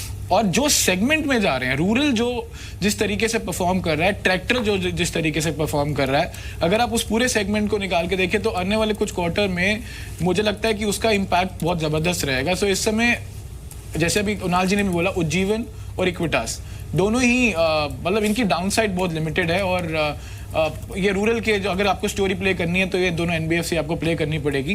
बट इक्विटास में इतना बड़ा मूव अभी हाल फिलहाल नहीं आया, तो I would prefer Equitas for a quick trade में भी। तो इक्विटास यहाँ पर तेजी की जा सकती है। अभी भी बड़ा मूव आया नहीं है, खरीदारी होती हुई दिख रही है, तेजी करके चलने में समझदारी है। क्यों डिम्पी, तो यहाँ पर तो मूड खरीदारी का ही है भाई। सर यहाँ पे भी लगातार खरीदारी का मूड है, और जो कच्चे तेल से जुड़े हुए शेयर्स हैं ना, उसकी एक सूची हमने और भी बनाई थी, उसमें एक नीलकमल इंडस्ट्रीज भी है। जरा कुणाल एक बार आप देखेंगे, इनका भी रॉ मटेरियल क्रूड से काफ़ी हद तक कनेक्टेड है। अमूमन लोग सिर्फ एविएशन और यहाँ पे रुकते हैं। इसमें अभी अभी वॉल्यूम भी है और डे हाई पे भी शेयर आ गया है। ये शेयर चलने वाला है क्या? देखिए संभावना पूरी है डिम्पी, लेकिन इसमें एक रेजिस्टेंस है जो कि 1740 के, तो देखिए 50 रुपए का मूव तो मुझे लगता है कि इसमें डेफिनेटली आना चाहिए। 1740 पार हुआ तो फिर इसमें बड़ी तेजी आएगी। हालांकि देखिए थोड़ा सा इलिक्विड काउंटर है, लेकिन अगर आप इसका स्ट्रक्चर देखें तो काफी मजबूत है, और मुझे लगता है 1740 के ऊपर डेफिनेटली बाय करना चाहिए। तब फिर इसमें 1800, 1850 के लेवल्स भी आ सकते हैं। ठीक है, 1700 तो पार हो ही गया, 1740 आप कह रहे हैं कि बार इसमें आ जाना चाहिए। ठीक है, इस शेयर पर भी ध्यान रखें, ये भी क्रूड का बड़ा बेनिफिशियरी है। जैसे दाम गिरते हैं तो इसके अंदर भी अच्छी तेजी आती है। शायद खपत वाला मोमेंटम इसमें भी रहे अनिल जी, तो इसके साथ दोनों चीजें थी, खपत, मोमेंटम, चार्ट, सब कुछ ठीक ही लग रहा था नीलकमल पे। ओके, और इस बीच एक स्टॉक BTSTT जो तगड़ा पकड़ में आया है राजेश जी के, इनकी स्ट्रेंथ के हिसाब से। राजेश जी तगड़ा वाला चाहिए, एकदम भागने वाला ऐसा। अजंता फार्मा, अजंता फार्मा और दूसरा Karnataka bank, both are looking good to me. तो अजंता फार्मा बताइए पहले। ओके सर, देखिए अजंता फार्मा बाय है, 1045 के आसपास का प्राइस है। मुझे लगता है कि यहाँ पे बाय करना चाहिए। ठीक है, बोलते बोलते सर अनिल जी 53 हो गया। कैश के बता रहे हैं, फ्यूचर बता रहे हैं? जी कैश के बता रहा हूँ मैं। कैश के किधर 53, 48, 49। आप आराम से बोलिए ना, कोई टेंशन नहीं। आप जितना टाइम लगाएंगे उतना बढ़ेगा ये, जल्दी बताइए फिर। ओके देखिए इसका स्टॉप लॉस रखिए 1025 के आसपास, और मुझे लगता है इसका जो टारगेट रहेगा वो रहेगा कल के लिहाज से 1090 का। अगर आज के लिहाज से सोचो तो लगभग यहाँ से और 20 रुपए का एक मूव आ सकता है। 1075 आज और 1090 कल अनिल जी। और यहाँ पे सेकंड कॉल रहेगा कर्नाटका बैंक में। हमें लगता है ओवरऑल PSU बैंकिंग में अच्छा ट्रैक्शन है, उसमें कर्नाटका अभी थोड़ा लगाड़ है। यहाँ पे बाय करना चाहिए विद स्टॉप लॉस ऑफ 119, और आज के लिए अगर टारगेट रहेगा तो वो रहेगा 126 का, और कल तक का रहेगा 130 का। ओके, और ये आपका तो भागी जा रहा है सर, अजंता ना कैन फिन होम कितना हुआ अनिल जी? इनफैक्ट उसने हाई बनाया था 406 रुपए, 406.85 तो टारगेट, आपका टारगेट क्या था पहले? सर 1.15 रुपए टारगेट बोलो ना, कितना था? 408 का था। 408 तो ठप्पा लग सकता है, 407-70 है। हाँ तो भाई डिम्पी लगा रहे थे सर, लगा रहे थे के कॉल पे एक बार सील लगवाई जाए।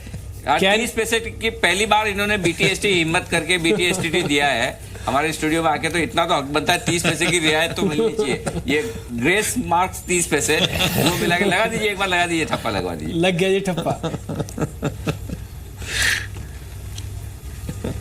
ठीक है। राजेश जी देख लीजिए, खुश खुश अच्छा, इस बीच एक खबर ये आ रही कि बोर्ड की बैठक की तारीखों का ऐलान ये जल्द करेंगे। ये मनपसंद बेवरेजेस बता रहे हैं। आज सुबह भी ये खबर थी कि इनकी बोर्ड की बैठक टाल दी गई है कुछ चीज़ों को लेकर, और ये बता रहे हैं कि वापस से ये बोर्ड की बैठक करेंगे। मनपसंद बेवरेजेस का शेयर हालांकि आज पूरी तरह से कमज़ोर 20% के लोअर सर्किट पे है। बोर्ड की बैठक में कुछ फैसला लिया जाएगा। आज सुबह सुबह ये खबर आई थी कि इन्होंने एक कुछ रकम को लेकर कुछ दिक्कत चल रही थी, इसकी वजह से बोर्ड की बैठक भी इन्होंने टाली है। शेयर खैर 20% के लोअर सर्किट पर अभी भी लगा। ये अपडेट अभी आया तो मैंने कहा आपको अब ज़रूर बता दूँ। अच्छा, एक चीज़ और है, आज मार्केट के अंदर एक और चीज़ अच्छी दिख रही है। एक शेयर है जो कि अच्छा चला है आज मार्केट किसी मोमेंटम के अंदर ही, वो आपको दिख रहा होगा आइडिया। थोड़ा बहुत धीरे धीरे 60 के लेवल को भी पार कर चुका है। आज इसका बिल्डअप भी ठीक है, 104% का इसका ओपन इंटरेस्ट इंक्रीज सिर्फ आज के ही दिन में है। कुणाल, ये जर्नी पूरी होगी 50 से 60 वाली? देखिए, मुझे लगता है कि जो पुल बैक आया है डिम्पी, क्योंकि देखिए गिरावट भी इतनी इसमें फेयर्स देखने को मिली थी, तो उसी अनुपात में हम इसमें एक पुल बैक आते हुए देख रहे हैं। मुझे नहीं लगता कि इसमें कोई मीनिंगफुल टर्न अराउंड अभी तुरंत आने वाला है। 60-62 के आसपास मुझे लगता है कि करंट मूव थक जाएगा और दोबारा से आपको गिरावट देखने को मिल सकती है, तो खरीदने की जल्दबाजी नहीं करनी चाहिए। इनफैक्ट जो लोग पहले के अटके हैं, मान लीजिए आपका दाम आ गया है, तो इन स्तरों पर मेरी निकल जाने की राय। ओके, निकल जाने की राय है इस वक्त। लेकिन एक स्टॉक और है जो बड़ा दमदार दिख रहा है मेरे स्क्रीन पर। ओहो, ये वाला जो स्टॉक है ना BTST में, राजेश जी आपको पक्का पसंद आएगा। बताऊं क्यों? क्योंकि 10% ऊपर स्टॉक खरीदने की हिम्मत आप ही में है, तो आपको ये BTST में आ जाएगा। लेकिन ये फिर भी मेरी हिम्मत नहीं है 10% ऊपर पूछने की, तो ये स्टॉक 5% ऊपर है। जो आपको पसंद आ जाएगा वो है CG power, Crompton Greaves power. ये स्टॉक देखिए, और अभी आप बात कर रहे थे भेल के नतीजों की, और देखिए ये सारे स्टॉक्स NTPC, भेल, पावर से जुड़े हुए शेयर जो मजबूत होते दिख रहे हैं। स्टॉक 5% मजबूत है, ज़्यादा नहीं है। CG power open interest 2.25 lakh शेयरों से बढ़ा है 1.5% के। और सबसे मजे की बात ये है, जिसकी वजह से मेरे रडार पे भी आया, जब भेल के नतीजों की बात कर रहे थे डिम्पी, तो इसके नतीजे हैं परसों। और परसों नतीजे, और नतीजों के पहले जो मुंह आ रहा है, ये तो पक्का नतीजों के पहले बढ़िया तेजी की पोजीशन बनने का आता हुआ दिख रहा है। तो बिना वॉल्यूम हुए भी अगर कोई प्राइस के दम पर खींचे जा रहा है शेयर को, इसका मतलब तो रियल के बेसिस पे ही खरीदारी हो रही है। ये सही है ना? हाँ अनिल जी, और इनफैक्ट यहाँ पे टेक्निकली देखो तो यहाँ पे एक ट्रिपल बॉटम फॉर्मेशन बनता है। ट्रिपल बॉटम बोलते हैं। आप तो डबल में ले लेते हैं सर, ट्रिपल भी होता है ना। अच्छा। मल्टीपल भी होता है। ओके। तो 73.50 के आसपास का ट्रिपल बॉटम है, और जहाँ पे इसका जो टारगेट बनता है वो लगभग है, if I am not wrong, that is 83.50। 78.50 पे यहाँ से 5 रुपए का मुंह है। स्टॉप लॉस मेंटेन करना चाहिए 75.50 का। 75.50 तो स्टॉप लॉस है। हाँ। और 83.50 पैसे टारगेट है। ये कल या ज्यादा ज्यादा परसों तक का? कल तक ही होना चाहिए। कल तक ही, परसों रिजल्ट कल हो जाएगा। कुणाल जी, ठीक है क्या ये स्टॉक CG पावर BTST? बिल्कुल ठीक है अनिल जी, और जिस तरह का मोमेंटम है, जब आप बात कर रहे थे मैं इस चार्ट को देख रहा था, मुझे लगता है कि देखिए मेरा लक्ष्य थोड़ा सा नीचे का है, मुझे 82 तक जाता हुआ दिख रहा है, तो 4 रुपए की जगह मुझे दिखाई देती है 82-82.50 के लेवल्स, इसमें मुझे लगता है कल तक आने चाहिए। ठीक है। इसके अलावा जो शेयर्स आज थोड़े मिड कैप कैटेगरी के मैं आपको शेयर्स दिखाता हूँ जो थोड़ा अच्छा चल रहे हैं आज। एक तो पावरफुल DCM श्रीराम, ये करीब 7% ऊपर आ चुका है। अजंता फार्मा में आज थोड़ा पुल बैक है, और साथ ही आज फर्टिलाइजर के शेयर अच्छा चल रहे हैं। आज कोरोमंडल इंटरनेशनल, आप NFL देखें, डे हाई पे 11% ऊपर आ चुका है। चंबल के अंदर भी अच्छी खरीदारी हुई है। आशीष जी, ये फर्टिलाइजर के शेयर्स अभी भी इतना क्यों चल रहे हैं? ये तो सबको पता ही है कि मॉनसून अच्छा आ रहा है, ये बात भी पता है कि सरकार DBT कर रही है, फिर क्या इनकी बुक्स में कुछ हो रहा है चेंज, इनकी कॉस्टिंग में कुछ चेंज हो रहा है? ऐसा क्या है कि फर्टिलाइजर शेयर बहुत तेज है? देखिए, ये जो आपने बोला पता तो है, लेकिन ये कोई छोटा फैक्टर नहीं है। मतलब this is something which is going to completely take the stocks to the new territory. So जिसका इम्पैक्ट आपको इस साल समझ में आएगा। सो ऑब्वियसली आपको थोड़ा सिलेक्टेड रहना पड़ेगा, और आप on risk of being repetitive Dimpy, rural theme तो आप इस साल छोड़ ही नहीं सकते। आपको जहां जो भी रूरल से रिलेटेड दिखेगा, आपको उस पर ध्यान देना ही पड़ेगा। ये जितना भी इनिशिएटिव्स पिछले कुछ सालों में लिए गए हैं, उसके सारे इम्पैक्ट तो भी आपको आने वाले 2-3 सालों में दिखेंगे। So I think I would not say for the full pack, but अगर एक दो स्टॉक्स जो हैं वो मैं ट्रेडिंग के लिहाज से तो नहीं बोल सकता, लेकिन आपके पोर्टफोलियो में ज़रूर होने चाहिए। और I think RCF is one stock which you should definitely keep in your portfolio. I also like Tata chemicals in this space. Tata chemical और RCF, लेकिन NFL ये है स्टॉक आज stock of the day fertiliser में। माय गॉड, क्या जबरदस्त तेजी होती दिख रही है। और हर तरह के हमारे एनालिस्ट की एक जो छाप लग जाती है, जैसे हम जो हमारे कुणाल जी है, कुणाल जी में ये छाप लगी हुई है कि रिजल्ट के बाद आपको कोई भी स्टॉक पूछना हो ना, आशीष जी मजाक नहीं कर रहा हूँ, एकदम ऐसा लेवल देते हैं कि इसके ऊपर नहीं जाएगा तो नहीं जाएगा, इसके नीचे नहीं जाएगा तो नहीं जाएगा। और वो भी तब रिजल्ट की वॉलेटिलिटी में कुछ भी हो जाता है स्टॉक में। वैसे हमारे एक और एक्सपर्ट हो गए राजेश जी, जिनके ऊपर कितने ऊपर वाला शेयर पूछ लो उसके बावजूद उनका कॉन्फिडेंस एकदम बरकरार रहता है। तो NFL का सवाल राजेश जी आपके लिए आएगा, क्योंकि अगर NFL 12% ऊपर है तो फिर ये यहाँ से और मजबूत होगा, ये तो आप ही बता सकते हो। अनिल जी मुझे ये 60 रुपए हो रहा है क्या, मुझे ये बताओ। मैं सवाल भी मुश्किल पूछता हूँ आपके लिए। हाँ, अब बताओ। अच्छा अनिल जी मुझे लगता है देखिए यहाँ पे जो इसका मोमेंटम है, मोमेंटम जो है मुझे लगता है 55 रुपये 50 पैसे तक का मोमेंटम तो यहाँ पे दिखता है। 60 रुपये जो आपने लेवल बताया वो बहुत ज़्यादा है और उसका 200 DMA लेवल है। तो मुझे लगता है फिलहाल जो मोमेंटम है इतना तो मैं डेफिनेटली कह सकता हूँ कि 55-50 तक का मुँह दिखता है। ठीक है, तो ये तो हो गया है कुछ एक और शेयर्स पे आपको राय। अब देखते हैं जरा मार्केट के अंदर कहाँ पे आज वीकनेस है, जरा ये भी देखना होगा बाजार के अंदर वीकनेस कहाँ पे। टेक महिंद्रा आज टूट गया 4% नीचे। पावर ग्रिड के कल नंबर आने वाले हैं, लेकिन धीरे धीरे आज IT शेयर्स थोड़े कमज़ोर हैं। एक बार राकेश आप देखेंगे SCL टेक के अंदर आज की जो गिरावट है ये कुछ ज़्यादा सिग्निफिकेंट है या फिर ये हिस्सा भर है क्योंकि बाजार आज चल रहा है तो जोड़ा ऑटोमेटिकली हेज होने वाले शेयर्स हैं, उनमें मुनाफा वसूली हो रही है, सिर्फ इतना ही है, कुछ ज़्यादा डैमेज तो नहीं है चार्ट पे? नहीं देखिए डिम्पी, यहाँ तो चार्ट्स पहले से ही डिस्टॉर्टेड थे, बीच में एक पुल बैक देखने को मिला था। टेक्निकली तो डिम्पी फुल डिस्टॉर्शन है यहाँ पर, ऐसा नहीं है कि वीकनेस है, बिल्कुल होल्ड करने वाली चीज नहीं है, निकल जाना चाहिए इस स्टॉक के अंदर से। जिन स्तरों पे स्टॉक चल रहा है इन स्तरों पे भी अगर क्लोजिंग देता है तो अनदर एक 15-16 रुपए की एक डाउनसाइड नीचे की तरफ ओपन होती है। और वीकनेस की अगर आप बात करें तो डिम्पी भारतीय इंफ्राटेल भी काफी वीकनेस के साथ क्लोज हो रहा है। इनफैक्ट इतने बढ़ते बाजार के अंदर यहाँ पर एक नेगेटिव क्रॉसओवर देखने को मिल रहा है, तो यहाँ पे सावधान रहने की जरूरत है। ओके, तो ये है राय आपके लिए। तो डिम्पी पता नहीं क्यों कमजोर शेयरों का जिक्र कर, मेरे तो ढूंढने से ही नहीं मिल रहा है। खाली एक टेक महिंद्रा जुड़ रहा है, सुबह बात कर रहे थे टेक महिंद्रा TCS वगैरह, बाकी तो सारे के सारे मजबूत ही नजर आ रहे हैं। ये अच्छा देखा। एक और स्टॉक यार ये तो बड़ा मजबूत हो रहा है, ये तो आप भी ट्रैक करते हो। सोच रहा था साउथ इंडियन बैंक।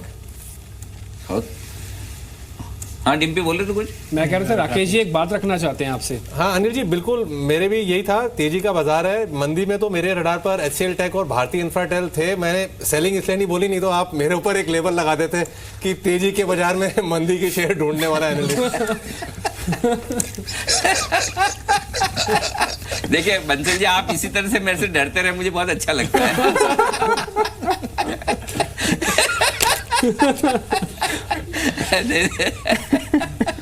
नहीं, चलिए तेजी की बात करते हैं। साउथ इंडियन बैंक, ये है स्टॉक अगला जो रडार पे आ रहा है। आशीष जी बताइए, खरीदने का वक्त है?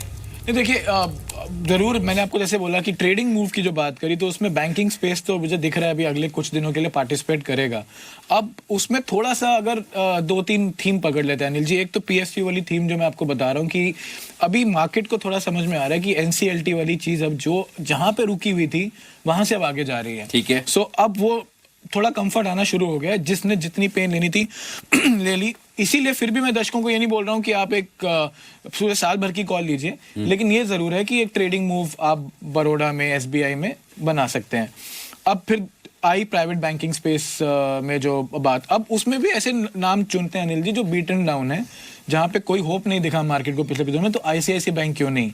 Why not a bank which has no takers as of now. जिस दिन उसका दिन आएगा इस मूव में तो फिर अच्छा दिन आ जाएगा बैंकिंग में। Correct. So I would prefer जो नहीं चले हुए बैंक रादर देन चले हुए बैंक। सो मैं कोटक महिंद्रा, यस बैंक, वो तो पता ही है क्वालिटी है, थोड़ा अवॉइड कर सकते हैं। ICICI बैंक और PSU बैंक पे ध्यान देते हैं।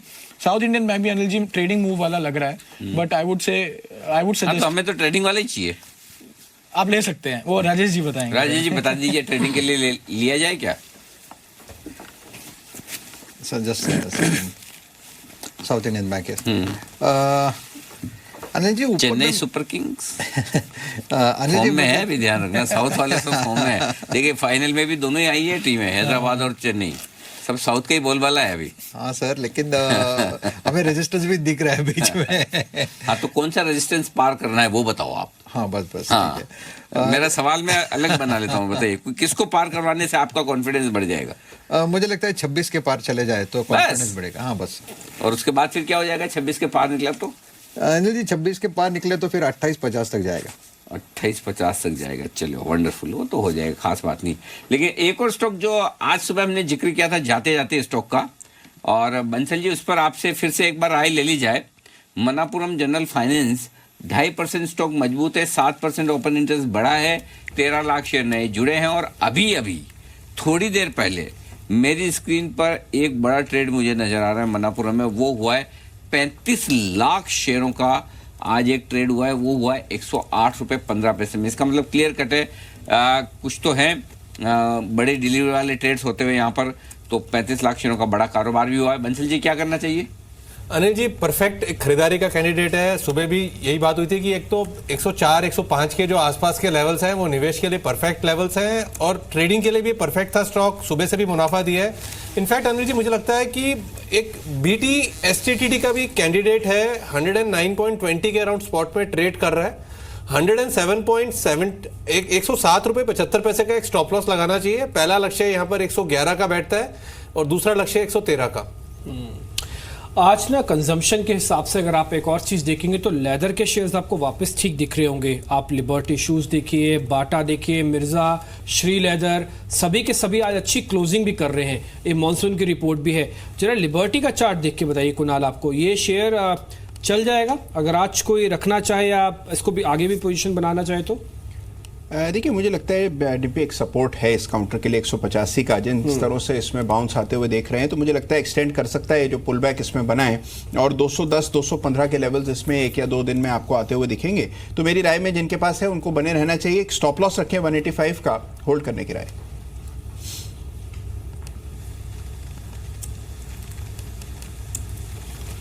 ठीक है, तो एक बार आप इसको होल्ड कर सकते हैं। तो एक बार लिबर्टी के शूज़ के अंदर आपको अच्छा मोमेंटम मिल जाएगा। वैसे तो बाटा, श्री लेदर सब कुछ ऊपर थे, लेकिन लिबर्टी एक रेंज में था, तो आप इसमें ध्यान रखिए। 190 रुपये का एक स्टॉप लॉस रखिएगा और ये 200 की रेंज को इजीली पार कर सकता है। कंजम्पशन का थीम तो यहाँ पे साफ साफ आपको दिखेगी।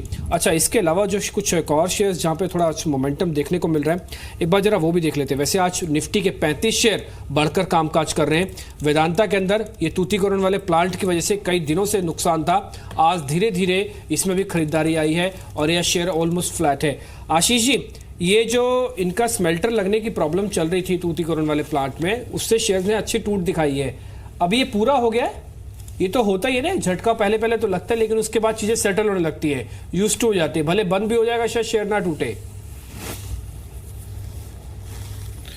देखिए ये इस पे तो कहना मुश्किल है। जिस तरीके से मैनेजमेंट ने आके आश्वासन दिया है और टाइम नहीं लगाया, वो सबसे अच्छी बात है। इमीडिएटली आके उन्होंने अपना स्टैंड दिया, उससे मार्केट को बहुत फर्क पड़ता है, क्लैरिटी मिलती है मार्केट को। और उस वजह से मुझे ऐसा लगता है कि आपको और उसके बियॉन्ड तो फिर ये आपको पता ही है कि पूरा ग्लोबल प्ले है, उसके बाद तो उस पर कमेंट करना थोड़ा डिफिकल्ट है।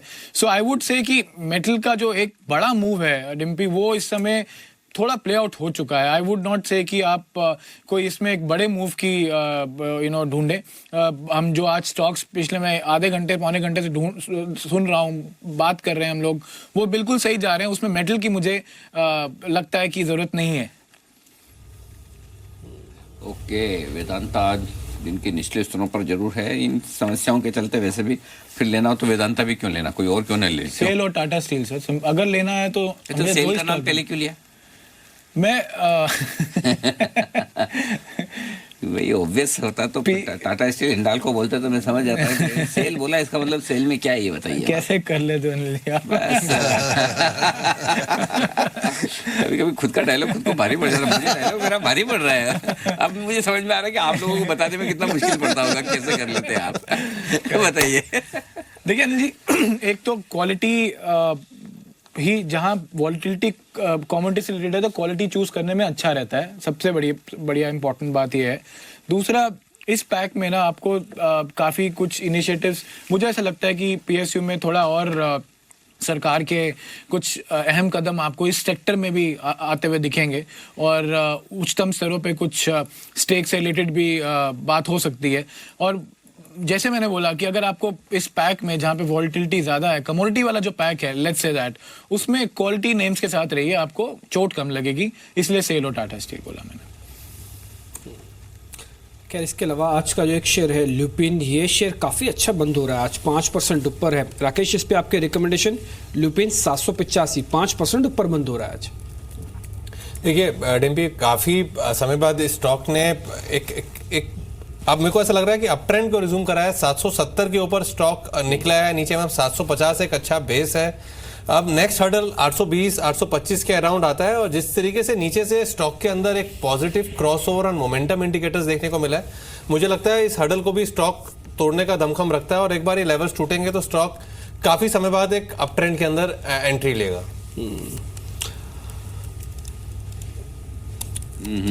तो यहाँ पर ये है आपके लिए राय सिंपल फार्मा शेयरों पर। और इस बीच बाजार एक बार देख लीजिए, आखिरी 7-8 मिनट बचे, 10,700 के ऊपर नहीं है। अरे राजेश जी, कैसे कर लेते हैं हम? 10,710 के ऊपर खरीदने का बोला था आपने, 10,780 से ही घुमा दिया। हाँ सर, हाँ? वो लेवल था वहाँ पे। वो 20 बेसिस पॉइंट किसके लिए छोड़े आपने? वो पहले भी छोड़े थे ना, 30 पॉइंट 30 पैसा। गजब गजब गजब, चलिए बहुत बढ़िया। और अरे डिम्पी, देखिए निफ्टी खरीदने का टारगेट हिट नहीं हुआ और बैंक निफ्टी का आपका टारगेट आ गया है। वो बताइए, कहिएगा मत कि बैंक निफ्टी का टारगेट नहीं बना। 26,713 का टारगेट में आपके 50 पॉइंट आपको मिल गए होंगे, जरा चेक कर लिए अपना अकाउंट। बिल्कुल मिल गए मेरे को, ये 50 पॉइंट बैंक निफ्टी वाले मिल गए। और अच्छा ये रहा कि निफ्टी पे सौदा बनाया ही नहीं और वो 710 वाले लेवल का भी अच्छा हो गया, जिक्र हो गया। और जिनके पास होगा भी तो एक बार 710 पे उन्होंने कुछ पोजीशन समेट भी ली होंगी, तो अच्छी बात है, बहुत बेहतरीन। यही तो है 2:30 बजे रिसर्च करने का फायदा कि लास्ट का 1 घंटा भी जाते आते क्यों छोड़ा जाए मुनाफे का। तो बस पैसा बनना चाहिए, वही थीम पे काम हो भी रहा है। और 10,684 इस समय निफ्टी पे है। लेकिन हाँ, एनटीपीसी नंबर आने का बिल्कुल शांत सा हो गया है, ये ना हिल रहा है, ना ऊपर जा रहा है, ना नीचे जा रहा है। एक बार चलते चलते इसकी भी एक रिकमेंडेशन वापस ले लेते हैं। कुणाल, उस समय आप कह रहे थे कि शेयर थोड़ा चलेगा, टूटेगा नहीं, टूटा तो नहीं है, 167 168 पे आकर रुक भी गया है, अभी लेके जा सकते हैं इसको, नंबर्स ठीक है। देखिए डिप्पी, जैसा हमने पहले डिस्कस किया था, मुझे लगता था कि 171 तक चला जाएगा। 170.20 आज का डे हाई है और 19 तरह से थोड़ा नीचे आ गया है, लेकिन ये थोड़ा स्लो मूविंग काउंटर है। देखिए इसमें जाने को कुछ नहीं है, इसमें जाने को 1-1.25 रुपए का रिस्क है, लेकिन इसमें आने के लिए जो 4 रुपए हैं उसके लिए आपको काफी वेट करना पड़ेगा। तो आपको, अगर आप पेशेंट इन्वेस्टर हैं, ट्रेडर हैं, तो डेफिनेटली बाय करें। 166 का स्टॉप लॉस रखें, 4-5 दिन इसको दें, मुझे लगता है 173 का दाम देखने को मिले। तो ये है आपके लिए राय। और इस बीच एक स्टॉक और है जिस पर मैं राय लेना चाहता हूँ, वो है CESC, कलकत्ता इलेक्ट्रिसिटी। अच्छी बात है कि इसमें कोई प्राइस मूवमेंट नहीं है, यानी कि भाव तो बढ़ा ही नहीं है बिल्कुल, लेकिन ओपन इंटरेस्ट बढ़ रहा है। 4% ओपन इंटरेस्ट बढ़ा है, इस वजह से मेरे रडार पर आया है CESC की। क्यों? इसमें 2.25 लाख शेयरों से ओपन इंटरेस्ट बढ़ा है। तो राजेश जी, हाँ सर, ये देखिए, और ये ओपन इंटरेस्ट भी देखिए आप, दिन वाला चार्ट। अच्छा, आपको तो स्क्रीन देखने की जरूरत नहीं, आप तो यही देख लेते हो चार्ट। ये बताइए, ये आधा पौन घंटे में इसमें ओपन इंटरेस्ट इतना क्यों बना है और क्या है फिर हिसाब से, क्या स्टॉक चलने को तैयार है? अनिल जी देखिए, हमने कल एक बहुत अच्छा मूव दिखा, आज थोड़ा कूल ऑफ हो रहा है, पर एट द सेम टाइम इसने कुछ नया लो तो नहीं बनाया, कल का लो मेंटेन है। तो मुझे लगता है इसका जो बायस है वो पॉजिटिवली रखना चाहिए।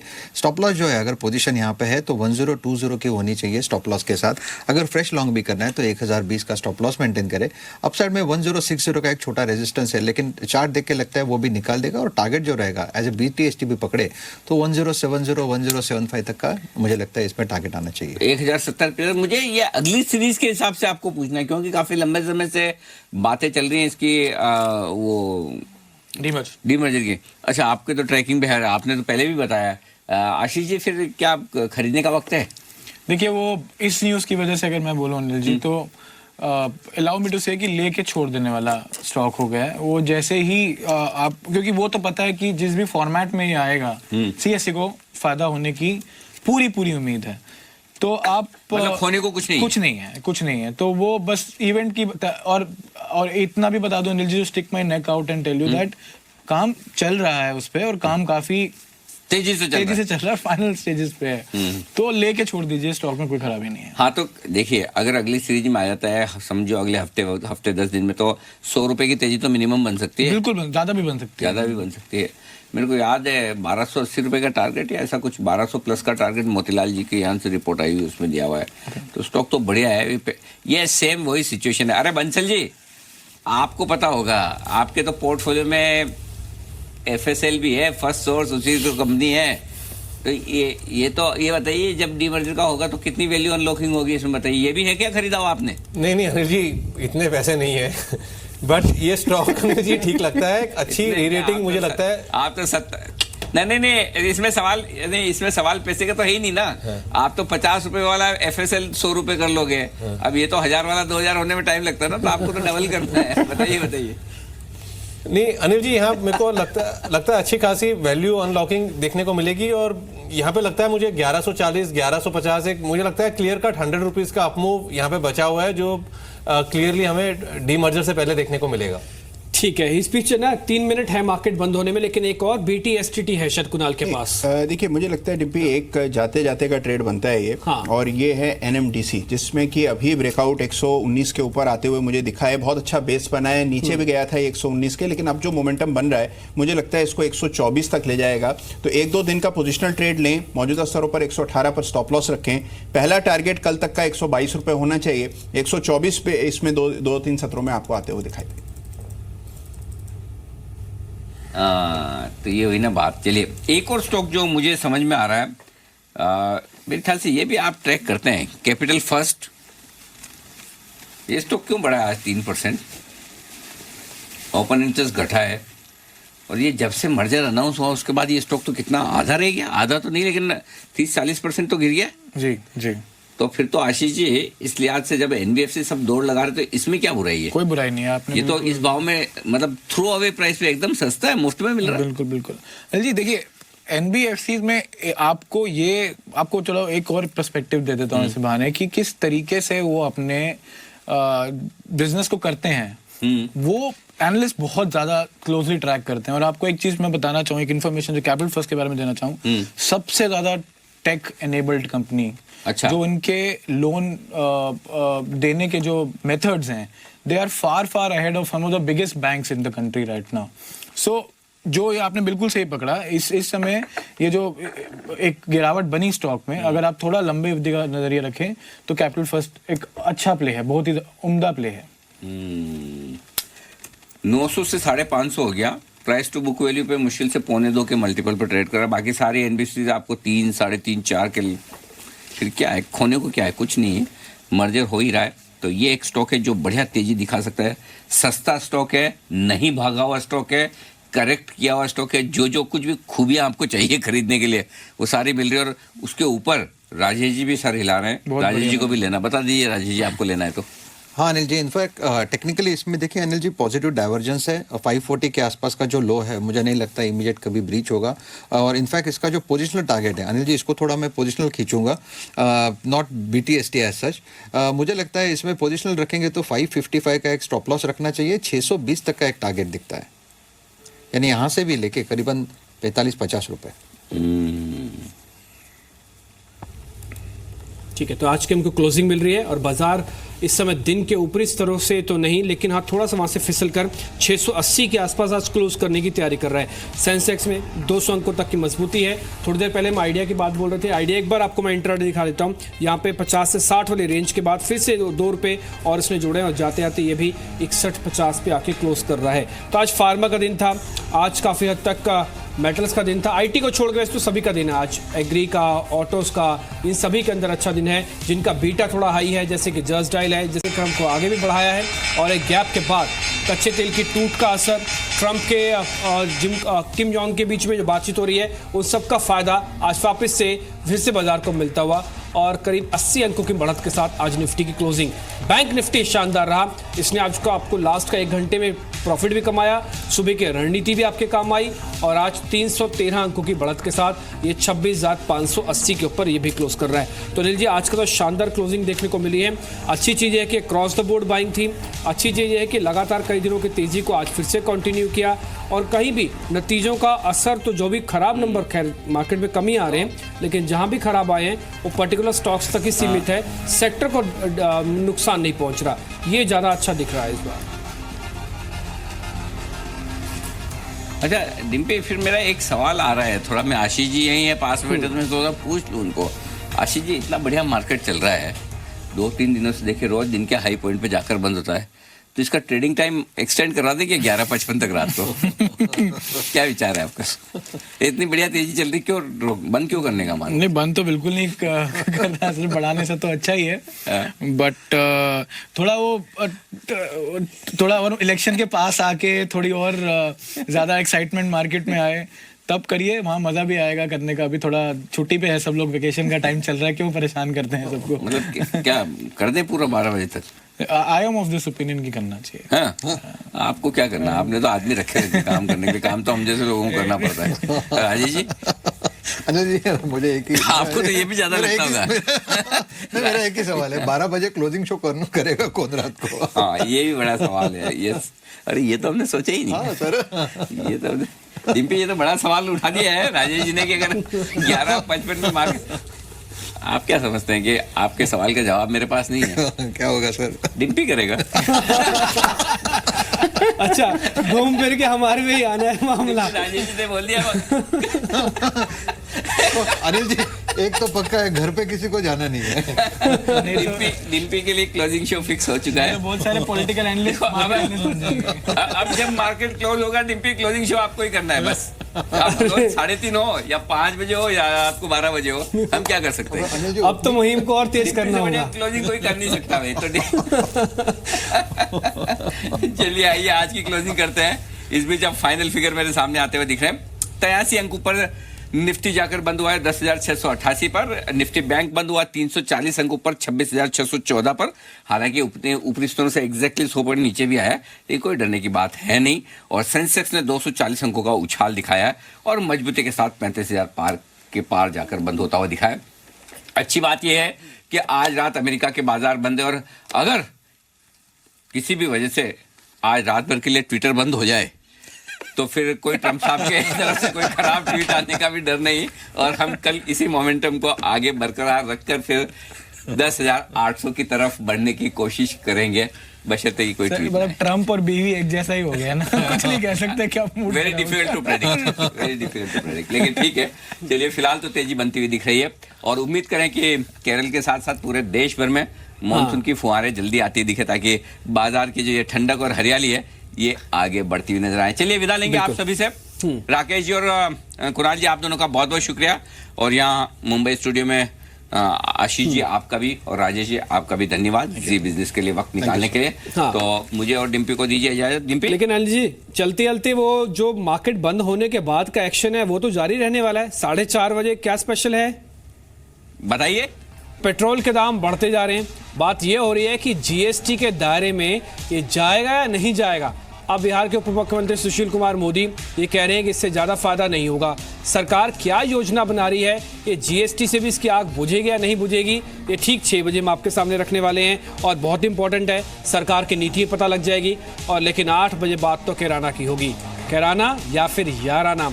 इस बार मोदी और मोदी के बिल्कुल सामने महागठबंधन खड़ा है। 4 पार्टियों का एक ही उम्मीदवार है। देखते हैं इस बार कैराना में जीतता कौन है, महागठबंधन या फिर मोदी का मैजिक फिर से चलेगा। कैराना या फिर याराना का टेस्ट ठीक 8 बजे इसकी पूरी पड़ताल होगी। तो एक्शन खत्म नहीं हुआ, भले बाजार बंद, लेकिन मार्केट का एक्शन के अलावा भी जो एक्शन है वो जारी है जी बिजनेस की स्क्रीन पर।